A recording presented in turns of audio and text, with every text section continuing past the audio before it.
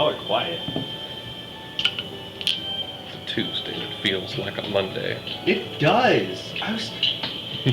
It really does. Okay.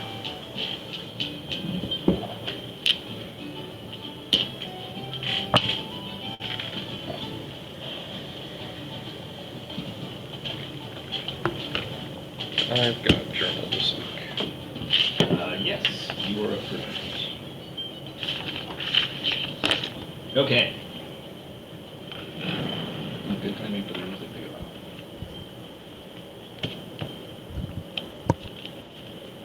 I wonder. Beg your pardon? No, I was just kind of shocked that's back to Jimmy already, but then I was like thinking, oh yeah, there's only 5 of us that do the journal section. John doesn't do the journals, and then Adam and Dylan. Yeah. Out. Yeah.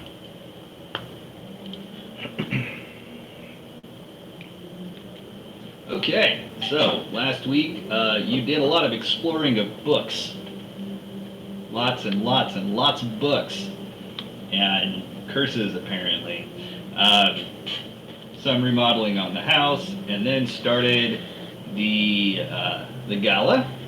Many people came over from the various houses to the gala, and we're socializing.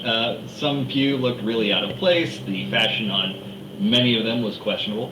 But all of you look sharp, especially Kevin, who's not here today. Millie played some piano, and a metaphorical gauntlet was thrown at the end when Lord Zamail came into the house and let in a plethora of street urchins to grab up food, and then they left. Can you spell that to the mail? Dzemael. Dzemael. Yes. Yes. Oh, that's Bob. Yeah. I thought the bathroom was, or the ceiling was doing its thing again. That'd be funny. By funny, I mean not funny.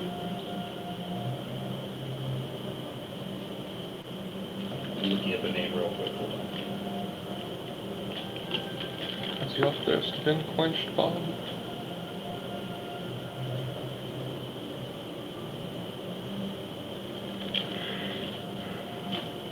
Yeah.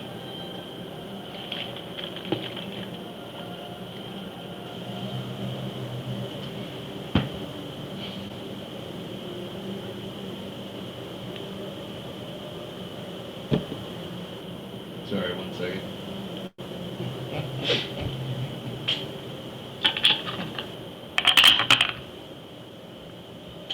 Terrasson Zaman. Tarresson. In case you want it. Terrasson? Terrasson. Terrorist Donald. Yeah, like terrorist mixed with Harrison. And Donald? Really? Yep. Because he's Ellison? Well, I was gonna say because Poe doesn't like him. That's fair. Okay. You were playing music, if I'm not mistaken. Yes, but that would have been stopped by the rude intrusion of Duty Head. So no. Music on pause. While he talks his shit. I've added sound dampening floor cushions to my Tice Tower. And to stop the little foam or felt things you put under things, because it was a little bit loud, but it was getting dinged up by metal dice falling. Did you find your dice, by the way, that I had on the table? Yes. Yeah, I stepped on it. At least it wasn't the pyramid. At least Bob didn't eat it. Also that. Yeah, and I totally forgot because it's the tiny D20. Yeah. Okay.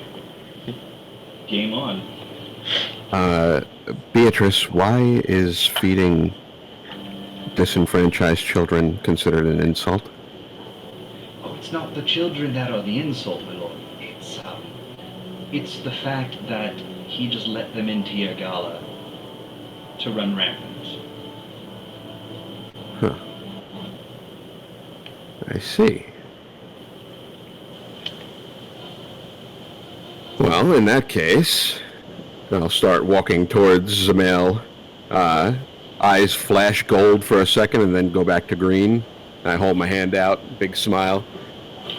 It's lovely that you managed to make it here, Lord Zamail, was it? So many people have gotten here early, you know, I can't keep track of all the names, so I hope you forgive me. And it's funny, now that you bring those children in, I realize something. Beatrice, Yes. I assume some of the workers here have family, friends, acquaintances in the broom, yes? Well, yes. And we have plenty of food left at the moment? She looks over at the table, and it's been ransacked, but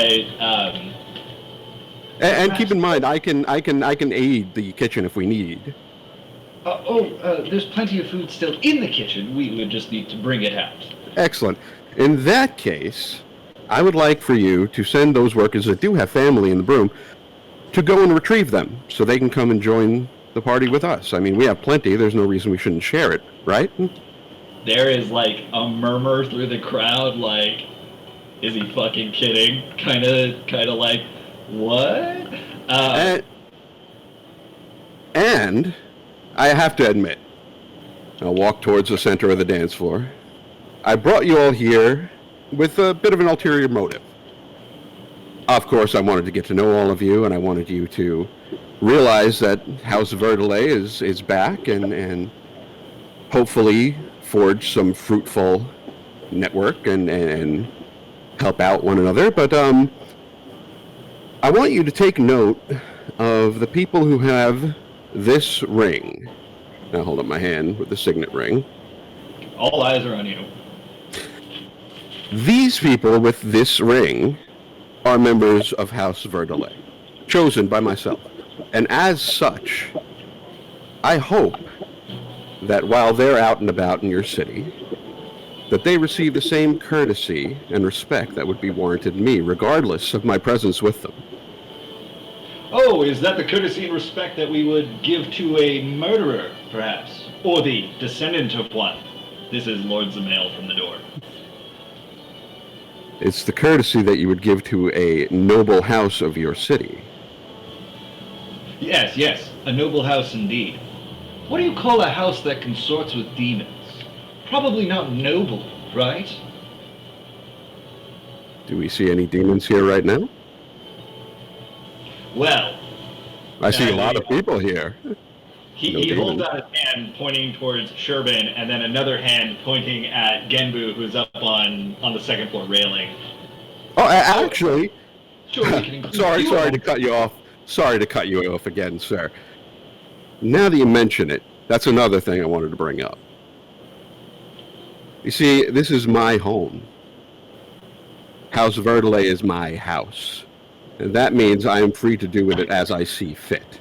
That being said, anybody who needs help in this city, regardless of their status in society, their wealth, or the circumstances surrounding their birth, are free to come here and ask for help as they please.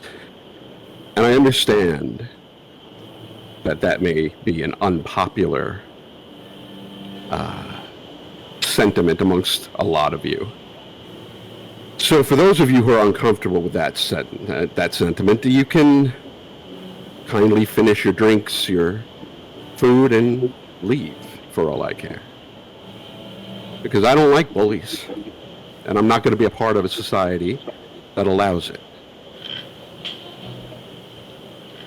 There is a hushed silence in the room. Now, And then, go ahead. Was somebody going to say something first? There's approximately about a fifth to a quarter of the guests begin making their way to the door, many of which pleasantly saying good night to you and thank you for the hospitality and hurrying out. Well, Lord For those- Zamail is last among them, and he spits on the floor, turns, and walks away. Good day. So this is 1/5? What? How many people is that? 1/5? A fifth of the guest, yeah. For those of you who are able to put your ego aside and realize that everybody deserves a place, please feel free to enjoy the rest of the party, because I believe we have one to get back to. Sherbin, Yes. I hold out a hand. May I have this dance? Oh, I'm sorry, what? May I have this dance? Yeah. And she kind of Some music takes lined his up. hand and she kind of whispers, I was like, do you know what you're doing? It's 3:20. I hope you don't mind me putting you on the spot like this, but you can't blame me for taking a shot before I go run off somewhere and hyperventilate for a few minutes and possibly pass out. Okay. I'm assuming you're saying that quietly. Yeah. Yes. Because Under her as soon as you ask her for a dance, there's a very slow clap that starts, and suddenly everybody in the room is clapping. If you're wearing shoes underneath your gown, I would recommend that you remove them. What is going on? So she carefully takes off her shoes. You trust me? I don't have much of a choice, but right? Always a choice. We- And I will cast Water Walk on Sherbin, and then cast Wall of Water high enough that it's, because our height difference is very distinct. I will cast Wall of Water high enough to make the height difference workable. Manageable. Yeah. So you're not in a 90-degree hunch. Exactly. That's adorable. And make that work. Okay. Does the wall follow underneath her feet as you're I like... can move it as I will. Sure. Okay. That's really cool. I like that. Is that above the dance floor? It's on the dance floor, just... Gotcha. Okay. Yeah. Yes. And then Millie goes back to the piano and starts playing. Sherbin's just all smiles. She's just all complete smiles. Okay. And everybody gives a wide berth to allow the two of you to dance, many of which looking on in awe. Several are a little surprised to see an arcane spell such as Wall of Water being cast in the midst of Ishgard, when Ishgard is a very heavily divine magic-inspired place, and arcane does not have a foothold here. So there are murmurings about that. And while there are a few more people that slip out of the house while eyes are not on them, the majority of the people are watching, and then after you've been dancing for approximately a minute or so, several of them begin to dance as well. To the sounds of Millie playing piano. Sound effect of the waterfall. What was that? What can bother you? Like I said, it probably has to do with wanting to take a chance before I go and hide in the library for a good half hour. Mm-hmm. With your bottle of wine? No, I don't think I need the wine at the moment. Well, I think you did a wonderful thing tonight. Whether or not everyone agrees with you, to Well, hell with them. I didn't have this nobility before I came to the city, and fact of the matter is I didn't know it existed, so why not use it for something good? Well, from what I see it, you're the most noble person in the entire room.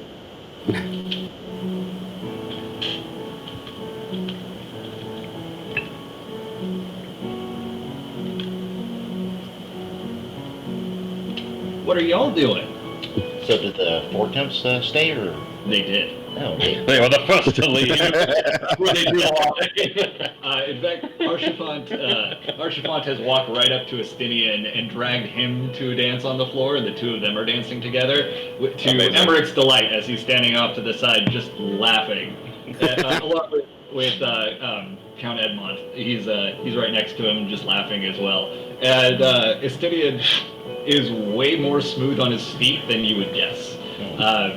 And betrays a slight smile as he's dancing with Arshafont. Haurchefant? Arshafont? Yeah. Haurchefant? Yep, that's what I got. Okay. You made me second guess myself.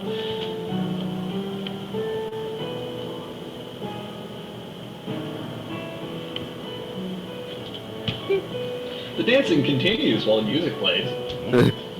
It's a long song. What are you doing? Oh, I was just hanging out. Okay. Whenever the song does stop, I think you Sit. put on repeat. Oh no, it's just a long song. Oh, okay. It's the song, the dance song from Labyrinth, It never ends. Oh, wow. where she's got like the half memory thing going on. Yeah, okay. So it's a long one, but So Kevin comes up to Deus and... Deus! Would you have this dance with me? Well, sure, KT. I figured that's what he would do. Oh, great! And then he, begins breakdancing right in front of you. Okay, so I'll Kevin. mimic his movements. Okay. So this is canon now, in case John asks, Kevin breakdances. Yeah. That's what he gets for not being here.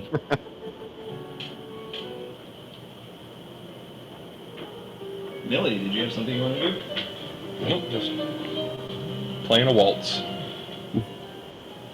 Okay, Christoph comes over the speaker. Awesome. The party's all that much better. Yes. And why is there a speaker? Christoph is the speaker. Yes. He's such a good actor. Thank you. Bob disagrees. Okay. What would you all like to do? The party is going strong. after the dance, Sid'll let Sherbin down off of the water and give a little bow. She gives a proper curtsy. Once again, there are claps among the audience. Not as many as the first time, but still there. I'd better go help the kitchen. And Sid quickly sprints on off to the kitchen. Urban carefully puts her shoes back on and is just marveled how her dress isn't even wet. Good on you, Sid. You. Over the course of the next 20 minutes to an hour, you start to see more people filing into the party. Not well dressed, but dressed as well as they possibly could be. These are some of the less fortunate people, some of the extended family of the staff. Beatrice has 3 boys that are there and a husband, and they all look exactly the same, just different heights. It's a cell phone reception.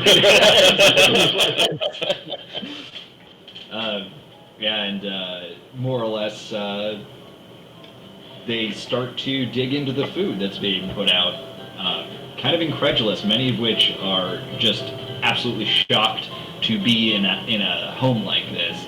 Several of them just mouths agape, looking up, looking around at what's inside. To their credit, many of the noble guests are welcoming and greeting, some of them through gritted teeth. Others are just ignoring their presence, but they're not leaving. A few more do leave. Wait, did anyone return that left with the initial group? No.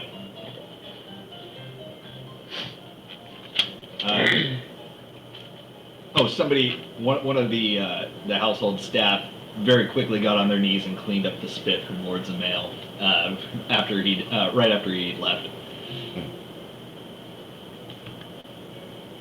Okay. Turbin's gonna take note of which houses have. Okay. House Fortomp is there. House Durandare has remained. Oh shoot. Leonard? Hallionard's there. Hallionard's one of the ones that are not acknowledging the lower class people, though. Gotcha. They're there, but But they didn't outright leave. Oh, I want to ask, was House Zamel the noble house that's like on the... They're the city guard kind of thing? Because you had said there were multiple houses that are out and one that stays in. they are the house that provides the most knights to the city. Out of all the houses, they produce the most knights. Specific to the city, not the... Yes, they're not the traveling knights. They're the ones Gotcha. that assist in within the city and surrounding area. Gotcha. And was that the four main houses? Between Fortomp, Durandare, Hallionard, and Zamel? Or was there a fifth? There's many noble houses. But of like the big ones. I think it's just those four, isn't it? Am I forgetting one? Because I don't remember finding letters to House Zamel, but I remember I thought there were four noble houses that we found letters to. Wait. Who am I forgetting then?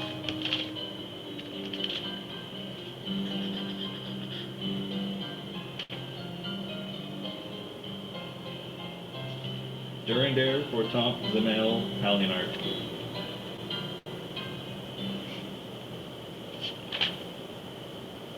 Yeah, okay, nope, that was it. Okay. Were any of the artisans invited, like the goldsmith and the sisters? I would imagine if Sid was invited, Garland.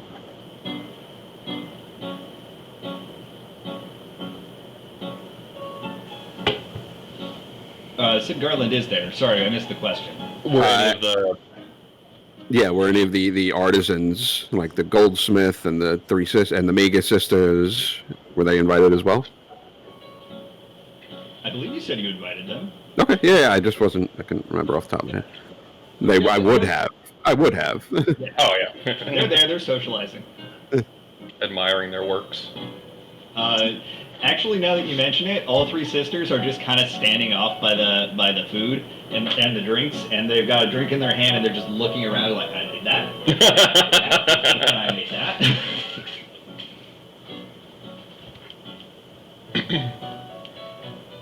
Also, I expect Sherbin and Sid to be doing the tango right now.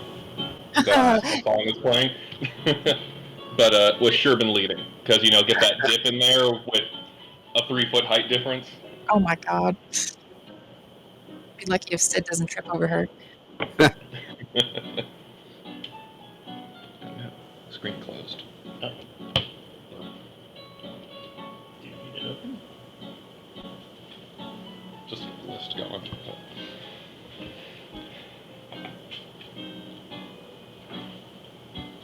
you guys want to go hunt down those other houses and see about the letters? Yeah, we could do that.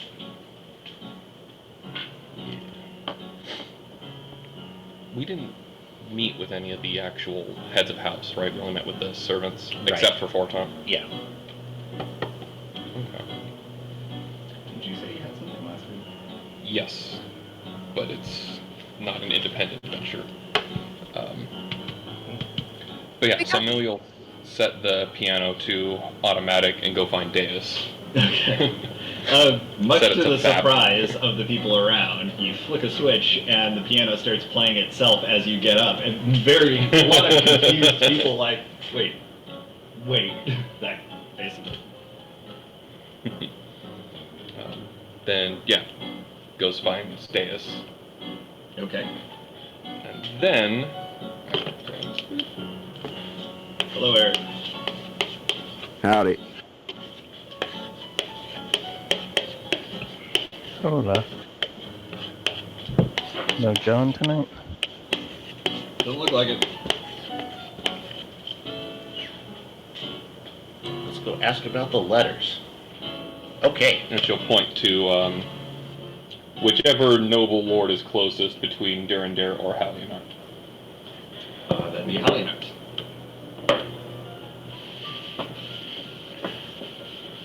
And yeah, we will approach. Yep, we'll go up to him and say, hello.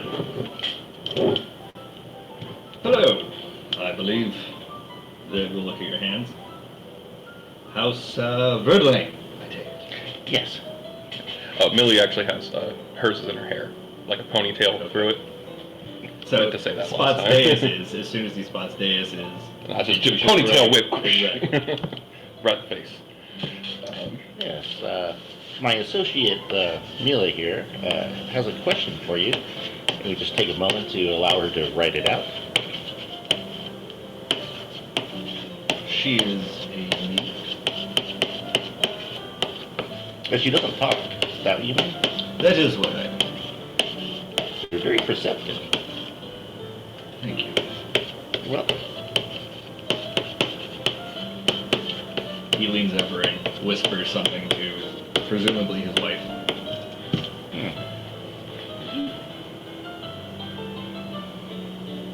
Yes, indeed you did. so, how was it? We thank you for returning our property to us. It did fill in some blanks of family history, the contents of which I shall not go into. I trust you understand.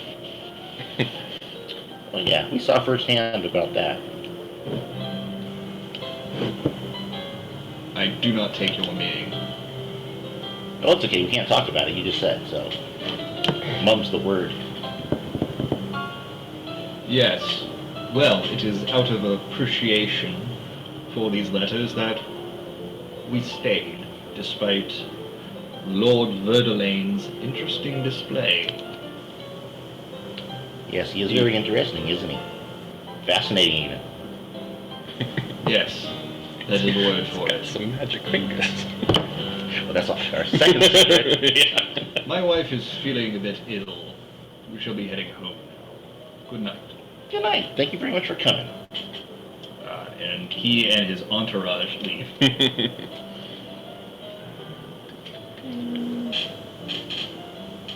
Alright. Same question over to Durandare. Durandare is having a very lively conversation with Edmond Fortin. Oh, yeah, what's the cut of his jib? Because I don't think we've gotten any impression off of Durandare's You're asking people. what is his like mannerisms? And Yeah, like, because Halinar's clearly a stick in the mud. Fortomp's an upstanding gent. What's Durandare like? difficult to read, but he seems to be Boisterous.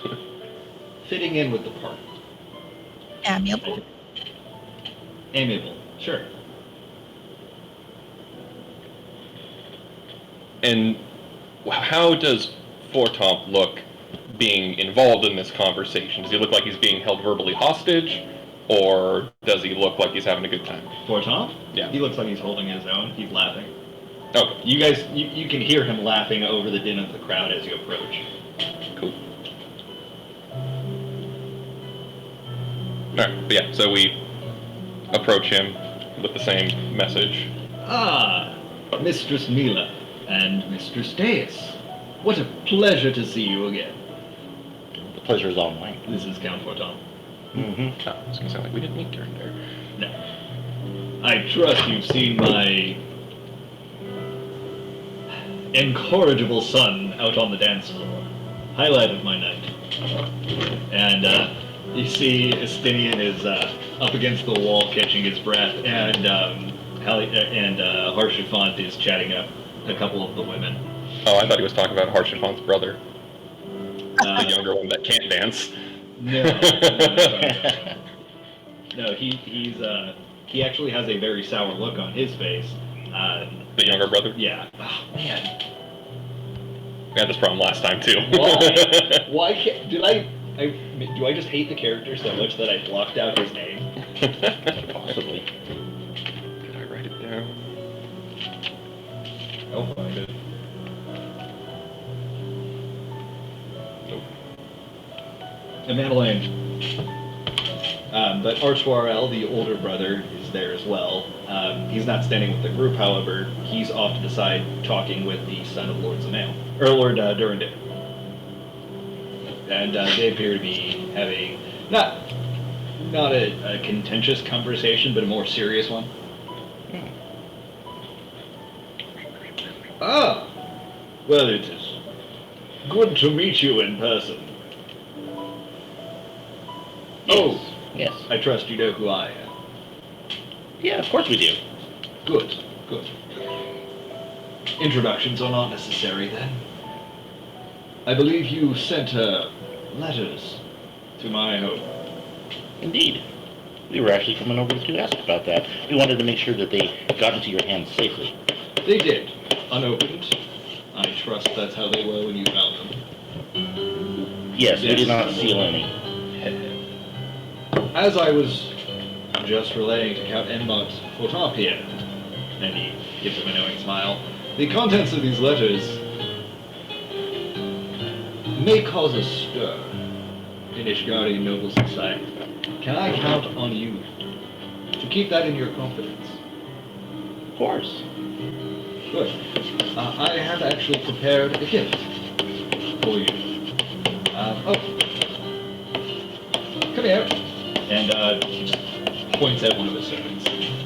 And the man walks up. It's a higher man. Walks up, bowed head. Give them what I told you to bring.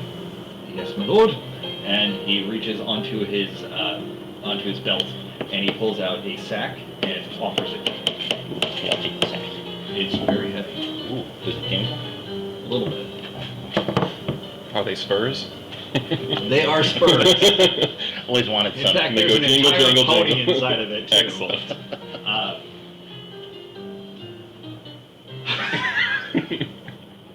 He actually laughed at that.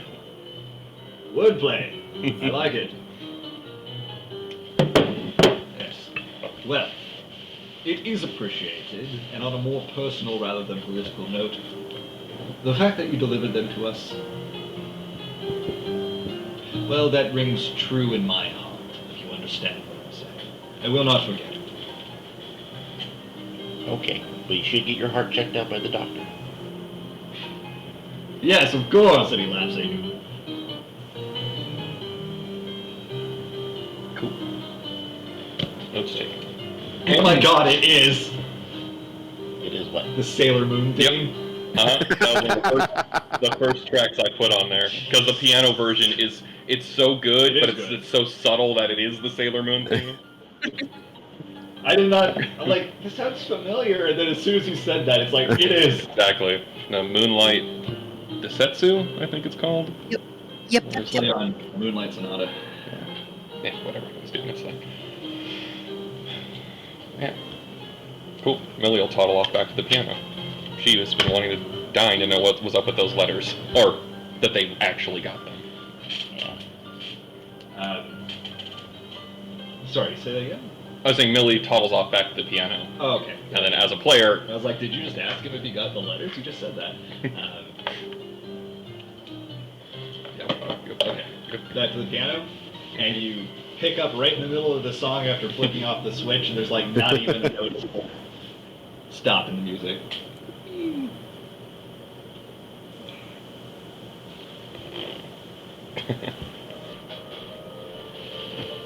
I mean, the shuffle's doing a good job.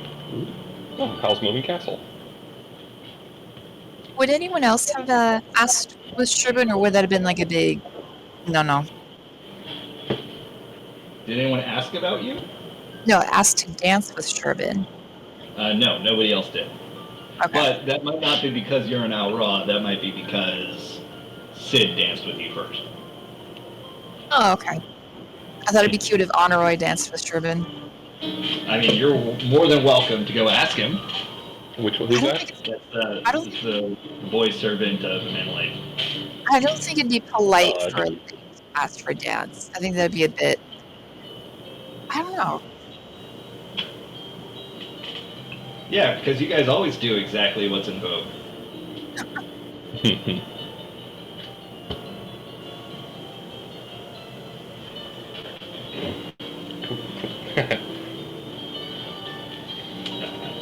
Yes. Then Fifi, what are you doing during this?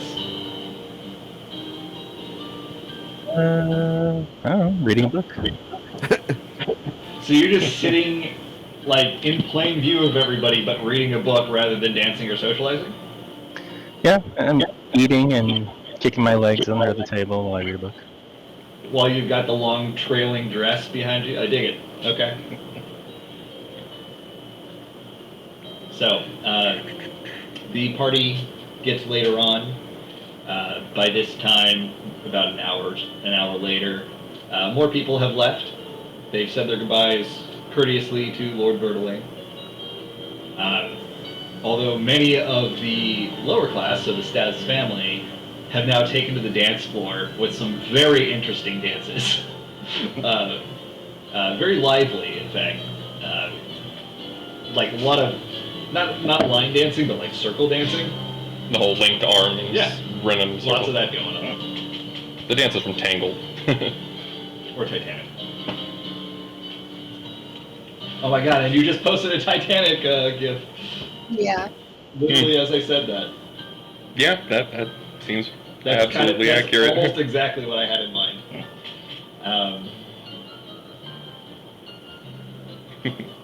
Okay.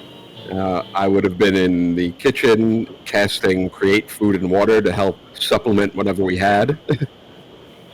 There was plenty of food that you didn't even need to.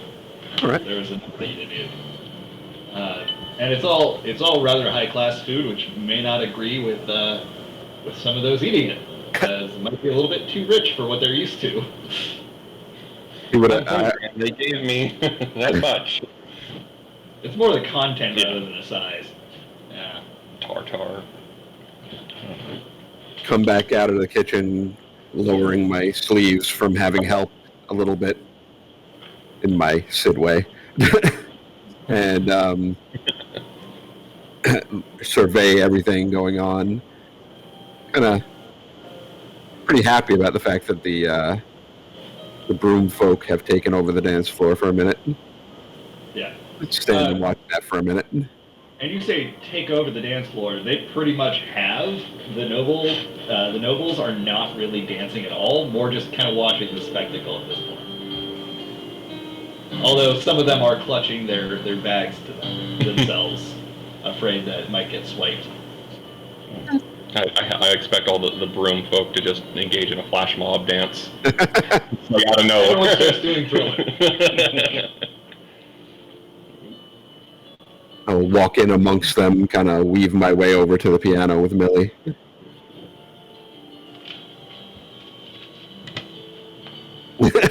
Piano in the way. Piano. Yeah. Hey, Millie.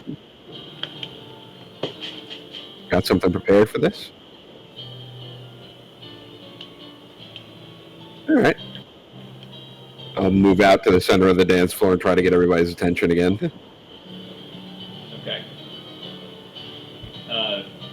As you begin to speak, everybody stops dancing.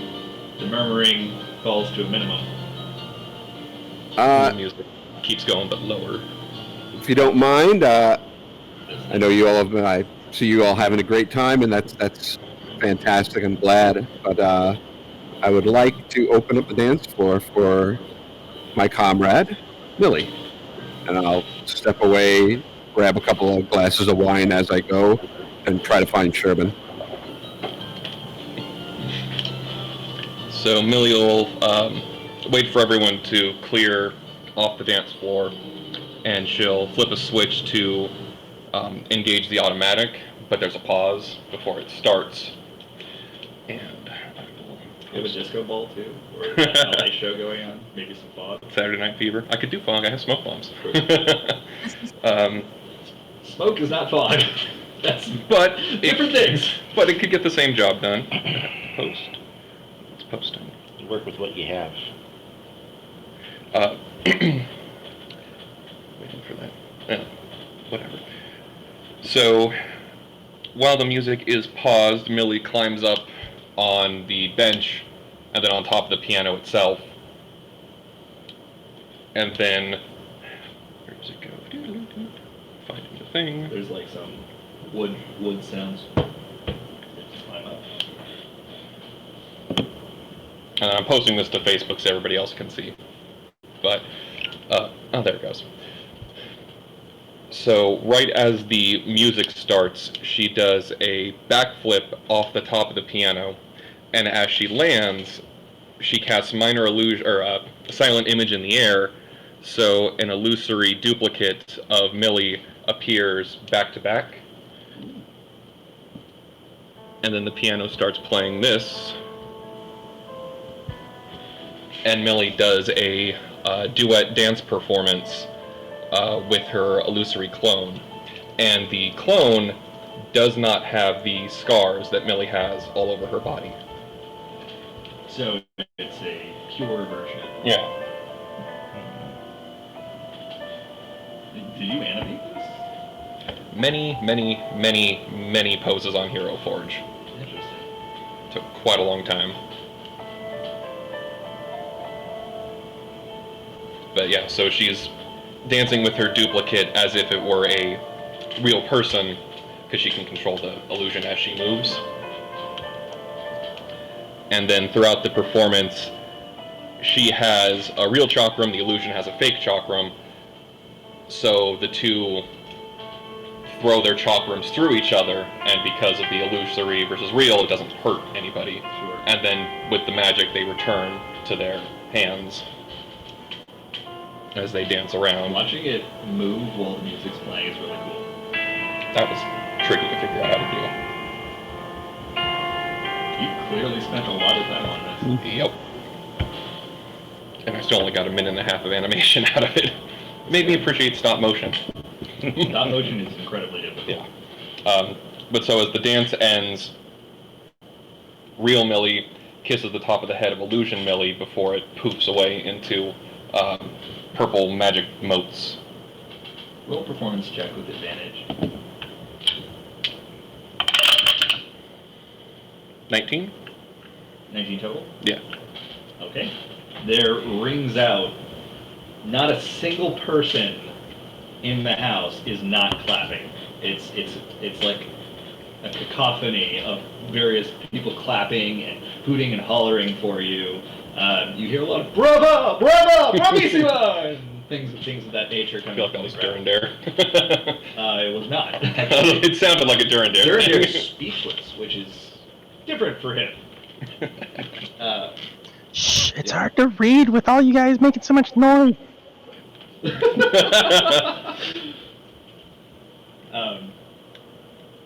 Okay, so with that, sensing that it might be the conclusion of the evening or the winding down of things, many people begin gathering their belongings and saying their goodbyes to their friends that are there and to the members of House Verdelane as they head out. And Before they head out, Kevin would probably want to throw pinatas to people. he's not here. I know. He just wants to throw them at people. No, I just mean, John's not here to do it, but that was Kevin's main thing was the pinatas. People begin Starts pegging small children with piatas. Or pegging pinatas with small children. Just- People begin heading out, but not everybody. And Kevin's like, wait, Beatrice, do the thing. And she's like, oh, yes. And she goes upstairs to the second floor, and she grabs a rope that is tied off to the wall, and she begins lowering down a large pinata to the middle of the floor. Are you sure you want to do this indoors? Yeah, let's do it! And Kevin takes out his sword. He's like, all right, who wants to go first? And he just like looks around, and one of the younger kids from the broom, I do, walks up, has to be like 8. Kevin's like, oh, there's good lad, and hands him his sword. It's a necrotic sword, the No, kid dies. it's not a necrotic sword. But there's a way. Yeah. I'm not gonna make Kevin kill someone when he's not here. Only when he is here. Yeah. Cool. So the kid whacks the pinata, like tries to, and it's like takes all of his skill to lift the sword, and he barely taps the pinata with it before the sword clambers to the ground. He goes, I did it! And he just starts dancing around and goes back to his family.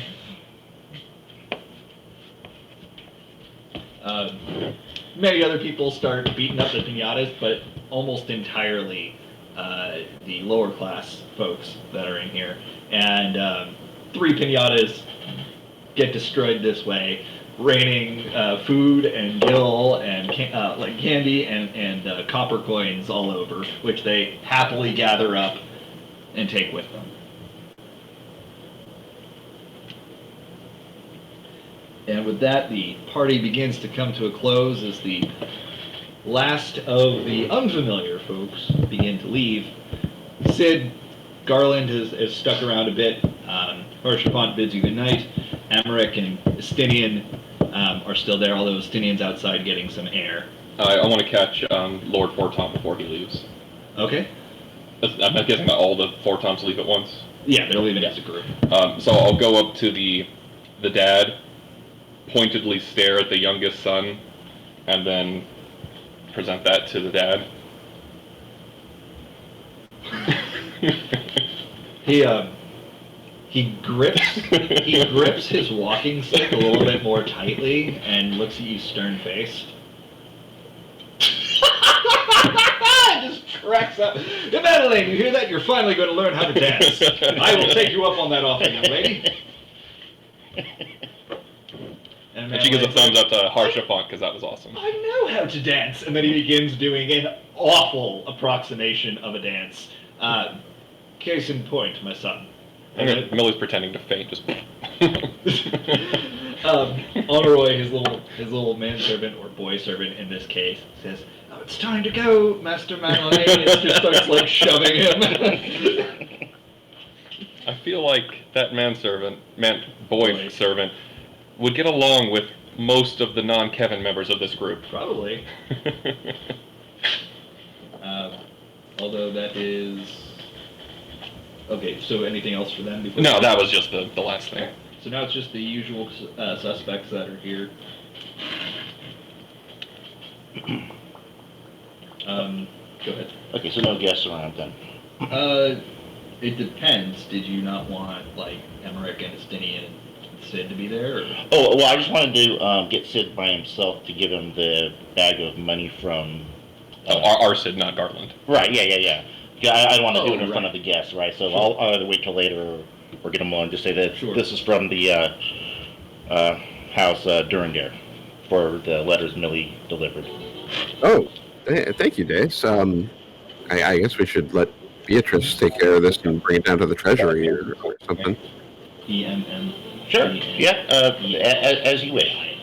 So I can take it to Beatrice if you like. Sure. Okay. So I'll take the bag and I'll give it to Beatrice to put into the treasury, Okay. and then She, I'll. oh my, this is quite heavy. Oh yes. Sorry, I should have warned you about the weight. It is quite hefty. Yes. What's in here? A bag of rocks?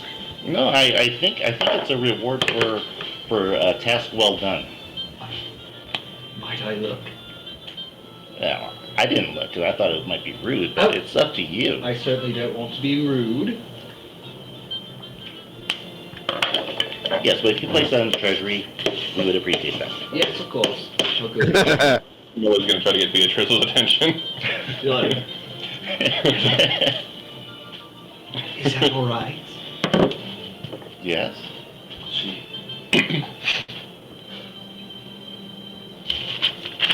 It just walks off. Jar of peanut snakes. With lead at the bottom. You see her heading down towards the basement. Okay. I had a thought on the left. Then I'm gonna walk to the backyard. Okay. And I'm gonna go to the drop off. And then I'm gonna reach into my bra and take out 2 gil. And I'm gonna toss them over the side. And I'm gonna say it was a silly dream anyway. And then I'm gonna go back to my room. What was that about? No, nothing. Okay. Might have to write about it later. Yeah. I'm curious now. Oh, how did Millie's tip bucket do for the second half of the night? How much did I say you got for the first half? 150 for the first half. Yeah, you got the same amount for the second half, approximately. No, you got 149 for the second half. The piano was playing itself. 148. They stole 2 gil. Sure. We can go with that.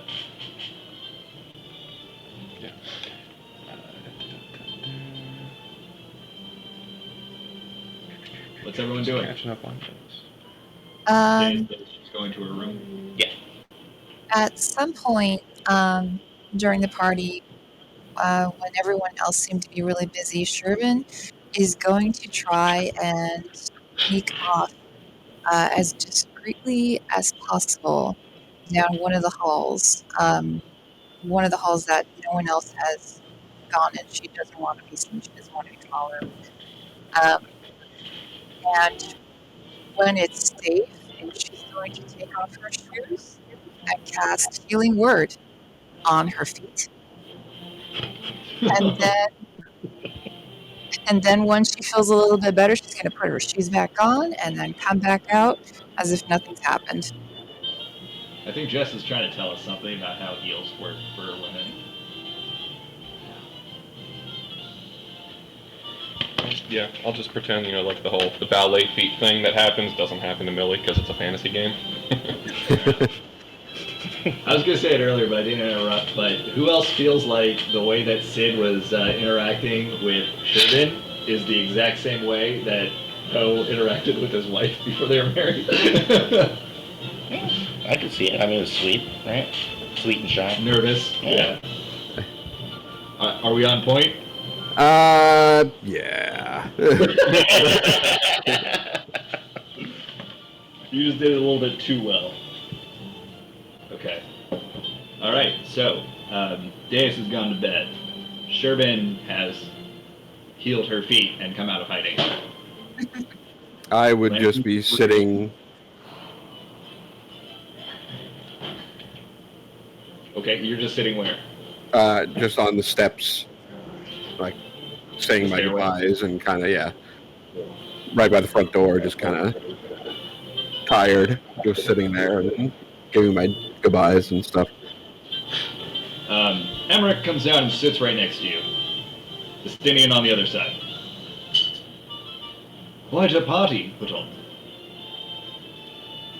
Oh, Yeah. It's the best party I've been to this year. Well, at least that's something. Have you been to any parties this year? No? Well, that explains it. I would like to once again thank you for your assistance with Theoman. You and your entire crew. No. Deus did the heavy lifting there, as far as I know. I wasn't doing much effect, though. But, at least we all came back in one piece. Oh, well, I extend my congratulations and appreciation to everyone. Thank you for coming and for not leaving after my little, I guess, unpopular display. Change begins with the smallest of things. That was something large. Maybe that will spur something among the stuck-up tight asses of the nobility of Ishgard. We'll Very see. nice, wasn't it? Yes. Your crew is a hell of a fighter. Your crew are all great fighters. I can't make words. Justinian got drunk. They are. He's drunk. He's drunk. That's my excuse. Yes. Wouldn't have made it this far without all of them. Can we call on you if we have more missions? You can, but I have a feeling that Shervin might vet you a bit more stringently from here on out. Not many people have deigned to strike me. What's her story? I don't know, but that was pretty impressive. It was. I like her. She can stick around. Anyway. Shervin's going to approach the three of them from behind. Like, hello! Hello, gentlemen. Oh, hi. Hi. What's Praise the alarm? Alone. What's the alarm? What? What are you three gentlemen talking about so late at night? Killing dragons? Fighting bullies. Many times they're the same thing. Dragon stole Justinian's lunch money.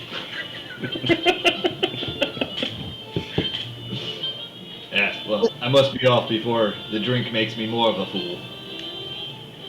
Emmerich, you coming? Yes, I believe I shall. Somebody's going to make sure to make it home on time. Correct. Home in one piece. I'm drunk too. Oh, get home safe, you two. Thank you for coming. Thank you for throwing such a lovely party.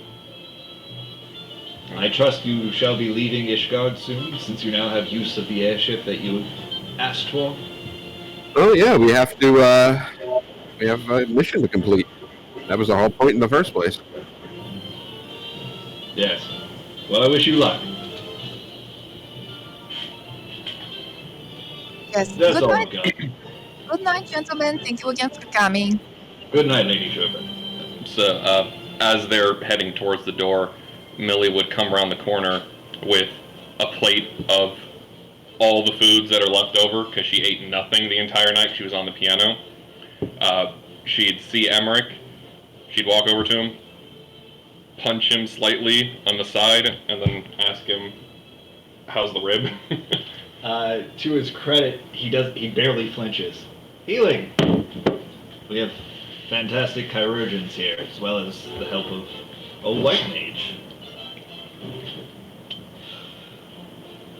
Don't have a change, Millie. She'll also,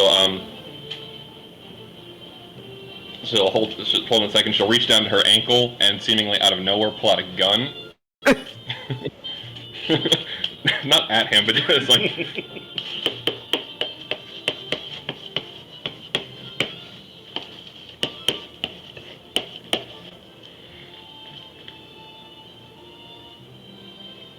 Oh, good. Does that mean that I won't have to hire an expedition to go retrieve it?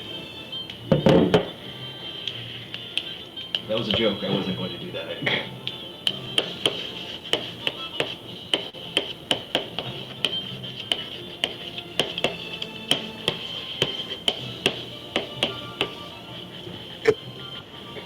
Yes, well, Thielman wasn't the only beastie in there, if you catch my drift.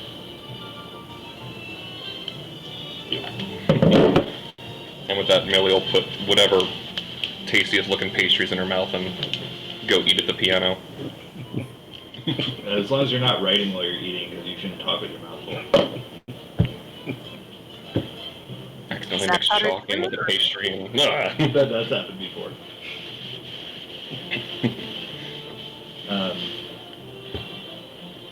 What did you ask? I couldn't hear you.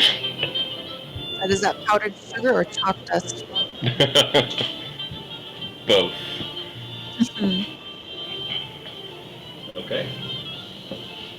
So,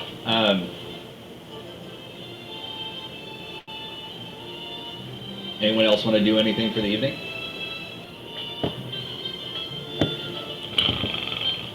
I'll look back above me at Sherman. I guess we will be on our way pretty soon, huh? We still have to finish the whole quest for the Gleaners. Yes, very true. Very true. I do have my contract to keep. Thank you again, Sid. I was really worried about what would happen and what you were planning on doing. That took a lot of backbone. What? Which part of it? Well, the whole thing. I'm proud of you. And it really speaks volumes. You were the only one at the dance to ask me that. That's because they're just silly. Yeah. Well, who knows? Maybe You've next been- year. Maybe next year when you have the dance again. Maybe we'll have some more. You know, you've been one of the steadiest members of the group so far. I mean, just because of who you are shouldn't dictate what people think of you.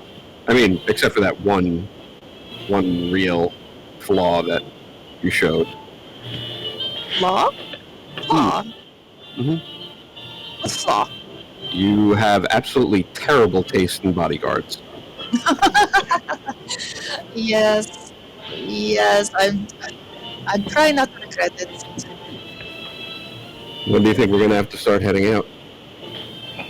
Well, I'd say as soon as possible, that would be preferable. We should probably make plans on going to Gridania, I believe. Gridania, I believe.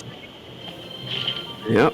Well, I guess we'll see where everybody plans on, if everybody plans on being ready soon. I guess. Although I'm still going to be very sour about not being able to keep the information about what we found in their basement. I missed that. You broke up a little bit. I said I still will be. I'm still a bit sour about not having been able to record or keep what we recorded about what we found in your basement. Yeah. Well,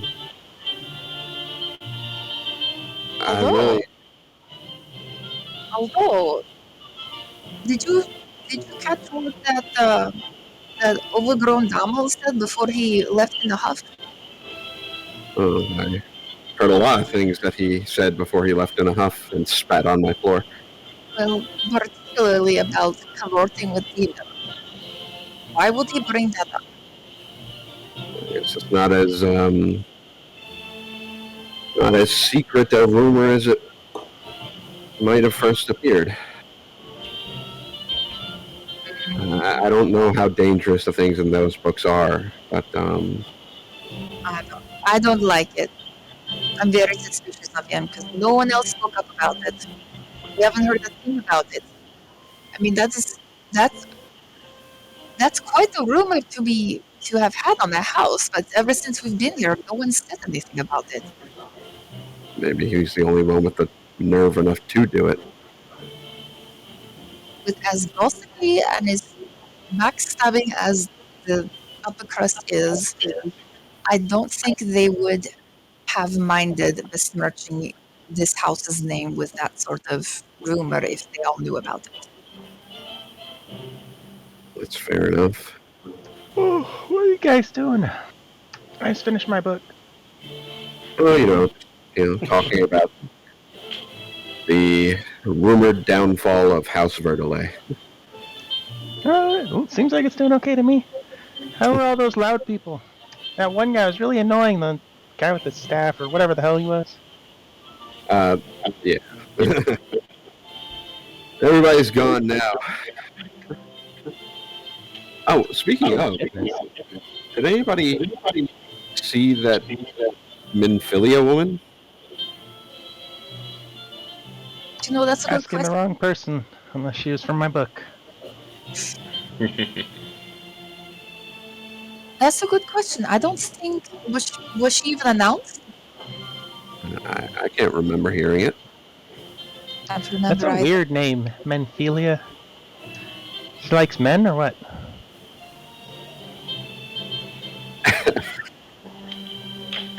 I mean, it's possible, I guess. Well, she did have a very interesting choice of gifts. But why would you send an acceptance gift if you weren't gonna accept? Who was she? Was she one of these elven people? I don't know. Never met her. Maybe she went to that other library and then got persecuted and executed or something. Well, it might have something to do with her gift. It's not every day that someone gives you an aetherite stone. And was she planning on using it to teleport here? Well, if she did, I don't know if she did. Maybe she's with the men.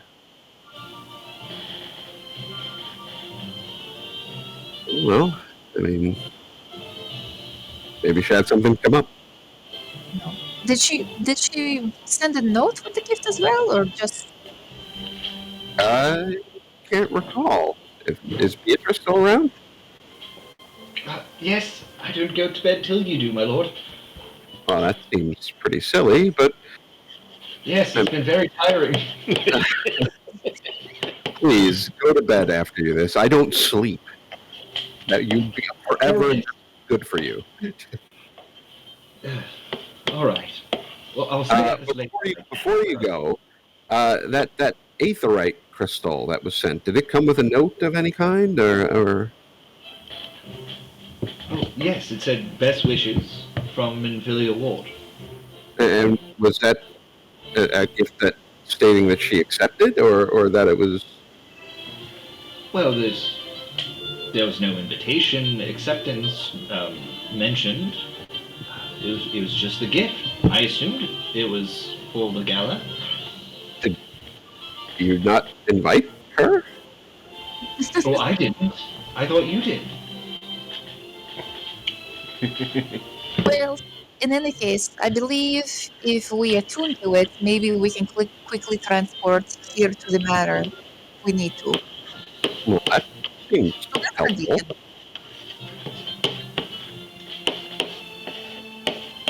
Yes. Oh. Sherman's actually going to find or go to the Aetherite Stone and raise her hand, try to attune to it. Okay. While you're doing that, Beatrice, is there anything else that you need? No, Beatrice, please go to sleep. Okay. Well, before I go to I bed, hope your family had a nice time. That's exactly what I was just about to bring up. It means the world to me that you allowed them to be invited. They had a wonderful time, and I had a wonderful time seeing them here. Thank you so much. They are always welcome. Good night, Lord Good night. And with that, she retires to her quarters. Sherman, you try for a few minutes to attune to the miniature aetherite, to no effect. Can I arcana it? You can. See if it's like weird or something. Sure. I guess the music would have stopped at this point. Play a piano, just going forever. Oh, Like, oh, it's broken now. Juice.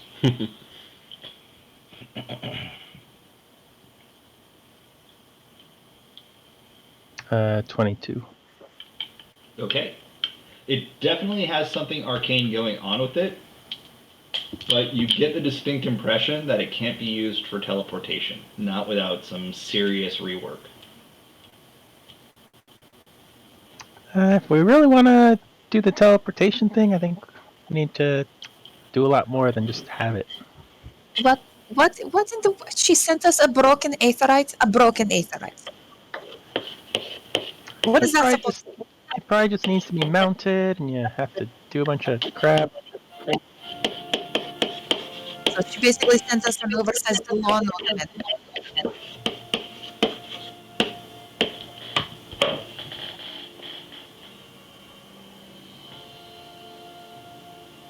Can I tell anything about it besides the fact that it would need more to be able to bind to it? It seems to be transmitting something that's giving off a faint signature of divination magic. Beyond that, you can't tell. Professor, it's giving off some kind of divination magic. I don't know. Maybe she's listening in and trying to find out about the men or something. Huh. Strange.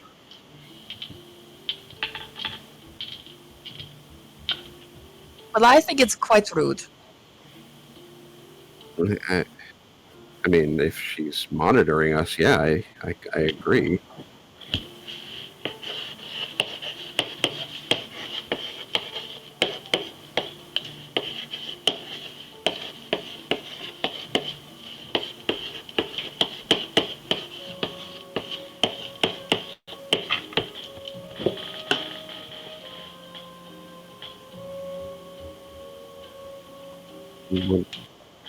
Well, Beatrice didn't know anything about her.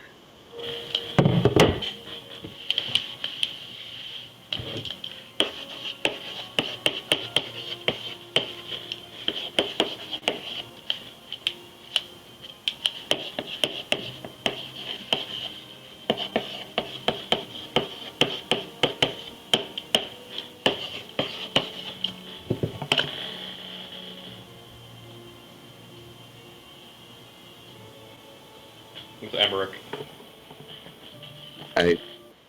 I didn't think to ask Emmerich. I suppose we could.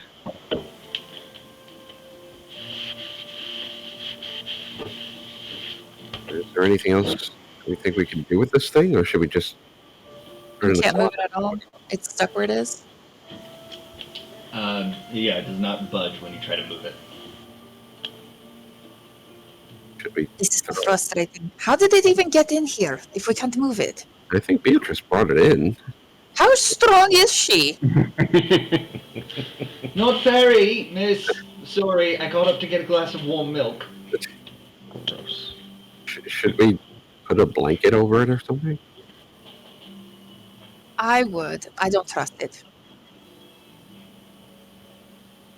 Was Sherbin actually touching it, or was she putting her hand near it? She was doing the attunement to it, which didn't seem to work. So that's not physically touching it. No. No.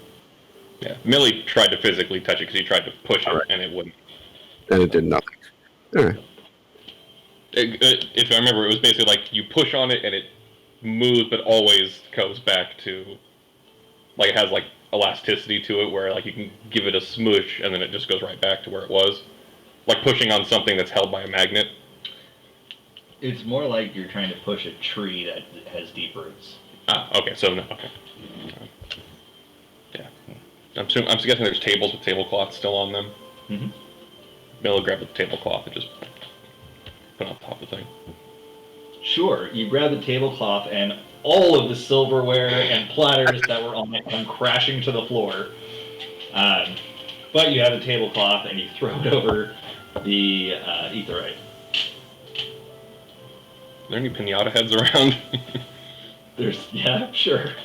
And you put it on top. There we go. It begins rotating. So does the tablecloth. So we can't the etherite have is spinning to begin with. So now they're all we spinning. can't have the in Moogle, so we instead have the pinata aetherite. There you go. Which is yes, Millie is happy. Unless anybody else has any other ideas, I guess should wrap it up for the night. Right. That's a good idea. I'm going to head to bed. If I stay another moment in these shoes, oh, no, I might need help up the stairs though.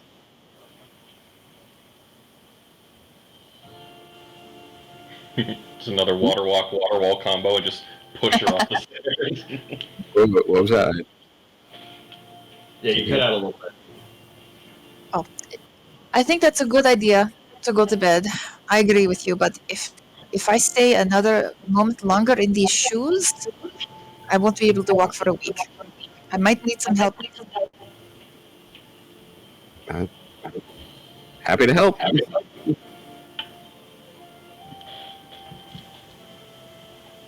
Sherbin takes off her shoes, but you can see she's hobbling. I think it has enough strength to lift Sherbin, maybe. You got a fireman carrier, throw over your shoulder. You know, like a gentleman. Throw over your shoulder like a gentleman. Got it. That's the one where you pick them up and then they sit on your shoulder as Oh, opposed okay. to be slung over your shoulder. Yeah, they call that the Raubon. Oh my god. With the Sultana. Yes, I love that. Yeah. Somebody requested that they make that an actual emote for Lalafels in the game. That'd be so cool. Yeah, I think that'd be great. It's one of the characters.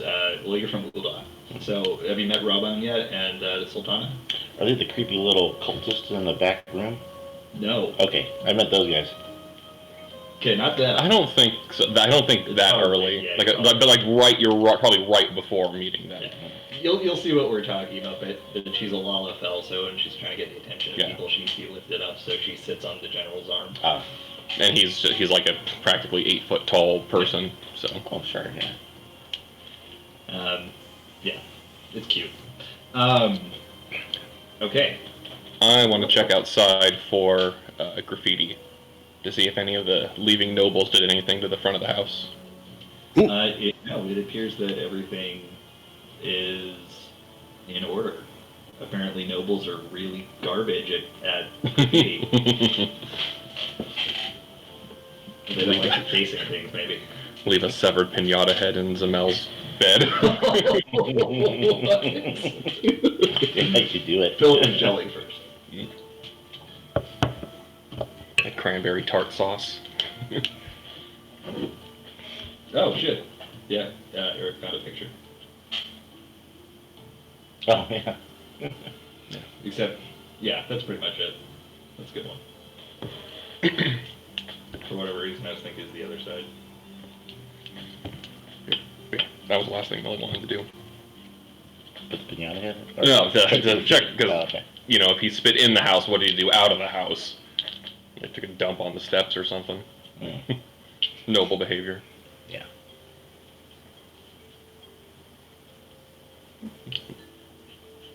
Okay, so what are you doing? Bed at that point. Okay.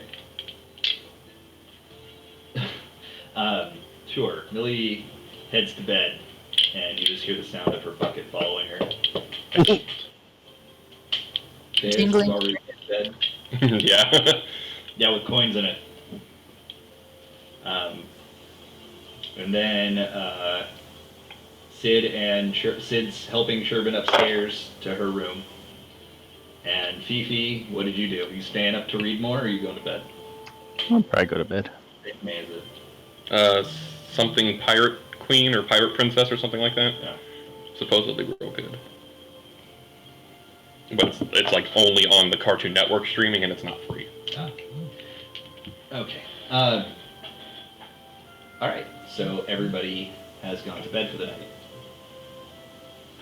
Everyone, once again, has the same dream with a crystal, except this time, a little bit more forcefully and with a deeper voice, you hear, feel, think,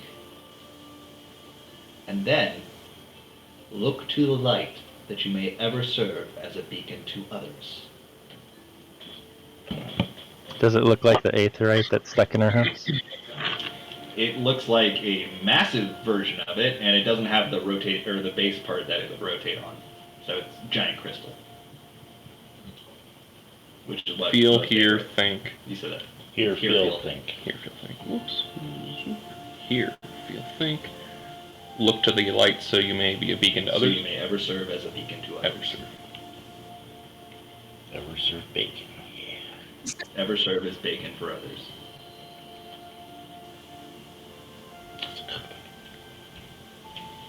To serve, man. The Aetherite is a cookbook.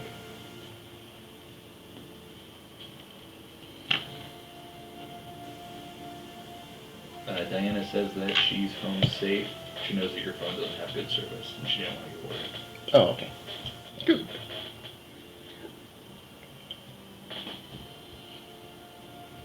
Okay. 8 a.m. rolls around. Kevin is eating 3 rashers of bacon in the kitchen. Mm-hmm. Sid is nursing a cup of coffee and looking at Kevin with horror. Kevin just looks delighted. Wi-Fi's? Yeah. What the fuck? Oh, WTF, I thought it said Wi-Fi. Wi-Fi these dreams, man. That's the Aetherite in Wi-Fi. So did the dream start when we got the aetherite, or before or after? They seem to have started the night that you got it. Oh, I thought it was the night before. No, I think it was night of. Nope. That was my bad. Correlation is not causation, though. Sherbin's also joining them for breakfast, but she's wearing some big, fuzzy, comfy Moogle slippers. Okay. They bring you a glass of warm milk with cinnamon mixed in it and a bowl of oatmeal. And I just slams that down on the table so everyone to see it. I didn't see it. Did we discuss the other dream? Some people mentioned them, I thought. Yeah, I talked to Millie about it. And Kevin too, I think. Yeah, the three of us were. But yeah, so. I don't know, but maybe they're connected to the aetherite? I mean... Wait, so we're all having this dream? Dream? Oh, I don't dream. I just think real loud when I'm asleep.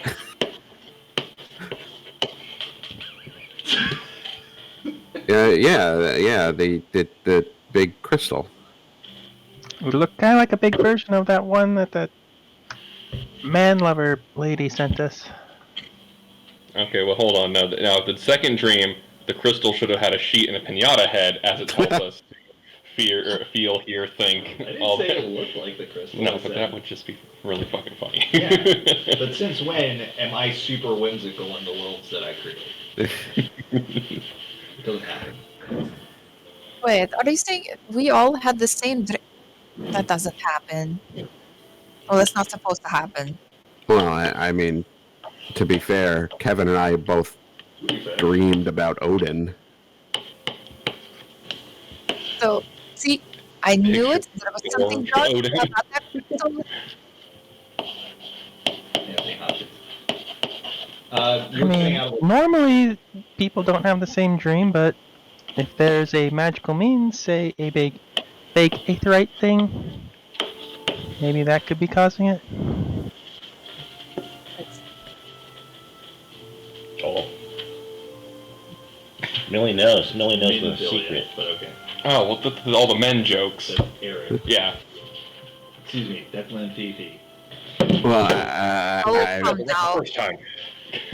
I think no. maybe we should try to figure out who it is first. I guess. I know you've been spending too much time with the council.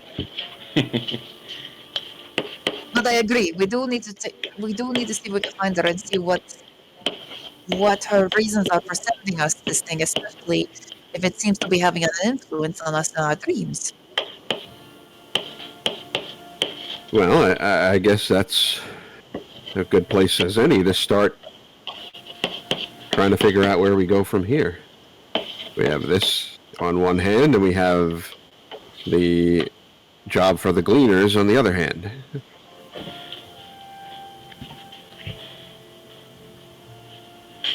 He is that kind of weird. There we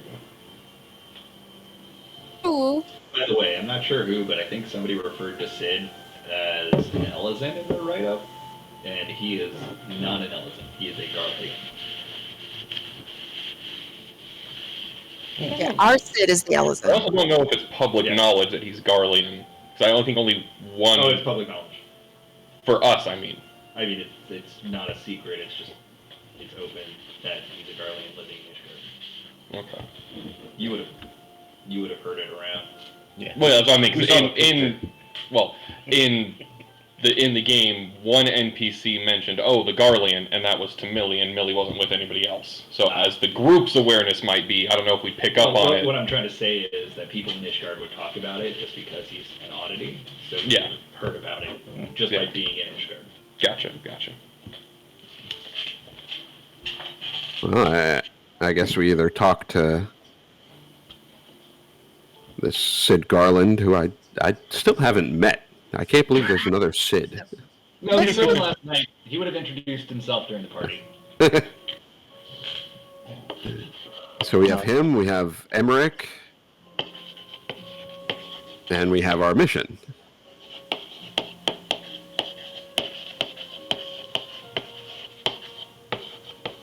Scribble It seems pause. like the dream last night was a bit more thicker than the one before. I thought I heard the voice as well. There was an extra part to it too, something about looking toward the light. But you missed it. It was so big. But there was a voice, at least in my dream, there was a voice. I can't remember what they were saying. Something about feeling? I I agree. I agree with They want to sell you a warranty for your chocobo. Just tell them that you don't need their stinking warranty. You change your chocobo's fluids every 10,000 miles. Yeah. All of it. You what? Well, Sherman, how much time do we have for the task we have to finish for the Gleaners? We still have plenty of time, yeah? Well, we had 3 months when I accepted the contract. How long is it? In like a month? No, we still have until the 4th astral moon. Like the middle of that. How many days is that? Well, Doesn't matter. I don't have all of them printed, so I don't know. It's on the online one. It's in red. You got some time. It's only been like 10 days since you accepted, or 10 to 13 days since you accepted the mission. right? Yeah, something like that.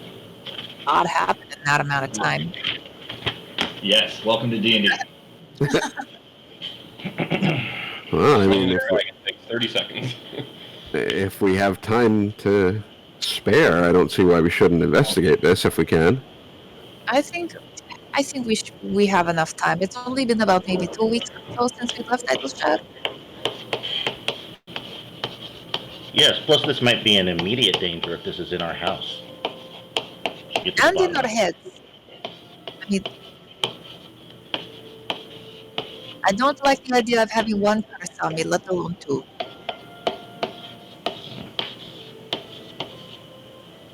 That was terrible. Rodeo. Oh, it's not the first.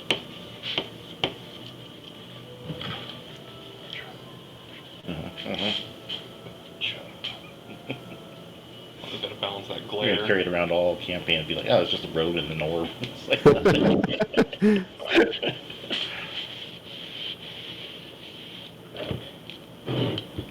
What was the name? The vault? That was the name of the. Vault.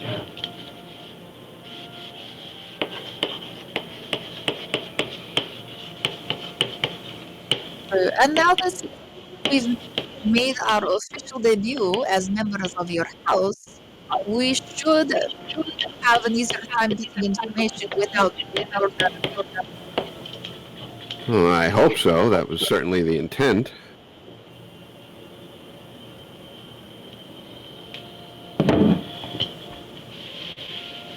Well, I mean, I guess I can check the vault for about the orb and the robe. If everybody else wants to go and investigate on their own, I guess. Okay. Well, Millie and I can go to talk to other Sid at the mini factory. Yeah. I will try and see an audience with Emmerich and ask him about Minfilia. We're talking about the vault that had the books in it. Yeah, the Yes. one that Phoebe was already at. I'll go with you, Professor. I've already been there. All right.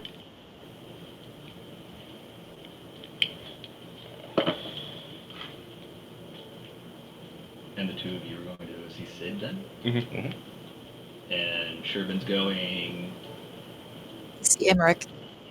Emmerich. Okay.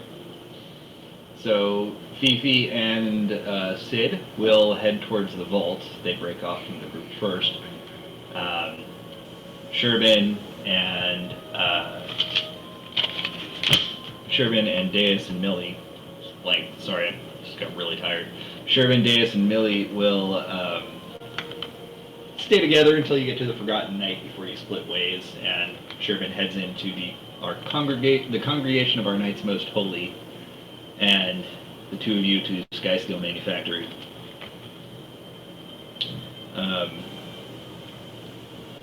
Who to do first? Let's start with Shervin. Shervin, you're at the congregation. You walk inside. I take a look around, see if anyone takes notice of me. Instantly arrested. Yeah, everyone takes note of you. Literally, as soon as you walk in, it's all eyes towards you. Kind of stiffen for a moment before I square my shoulders and lift my chin up a bit. I say, I'm here to seek an audience with Sir Emmerich. If anyone could point the way What to is his your office, business here? that is private.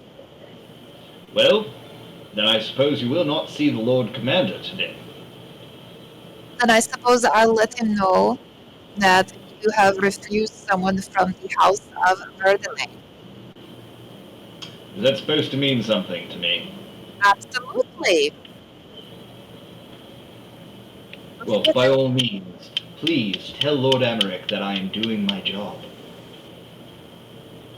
Job. This is official business of the House of Verdelane. Lives could be at stake. No need to raise your voice, my dear. It's all right. She can come up. And you see Emmerich is leaning over a railing at the half-spiral stair that leads up to him. Come on, come on. Urban looks up and her face immediately brightens up. Like she walks around the other knight and makes her way up the steps to where Sir Emmerich is. You can feel his glare on you the entire way. But Emmerich welcomes you into his chamber and closes the door behind. What is it that I can do for you? Thank you for seeing me on such short notice, Emmerich. I do apologize. But I was wondering, do you know, and this is not just for me, but this is on behalf of Lord Sid and his House of Verdelin, do you happen to know of any character named Minfilia? Minfilia. Well, the name sounds familiar. Does it any sort of Jeff, you're breaking up. We're having a hard time hearing you. Okay.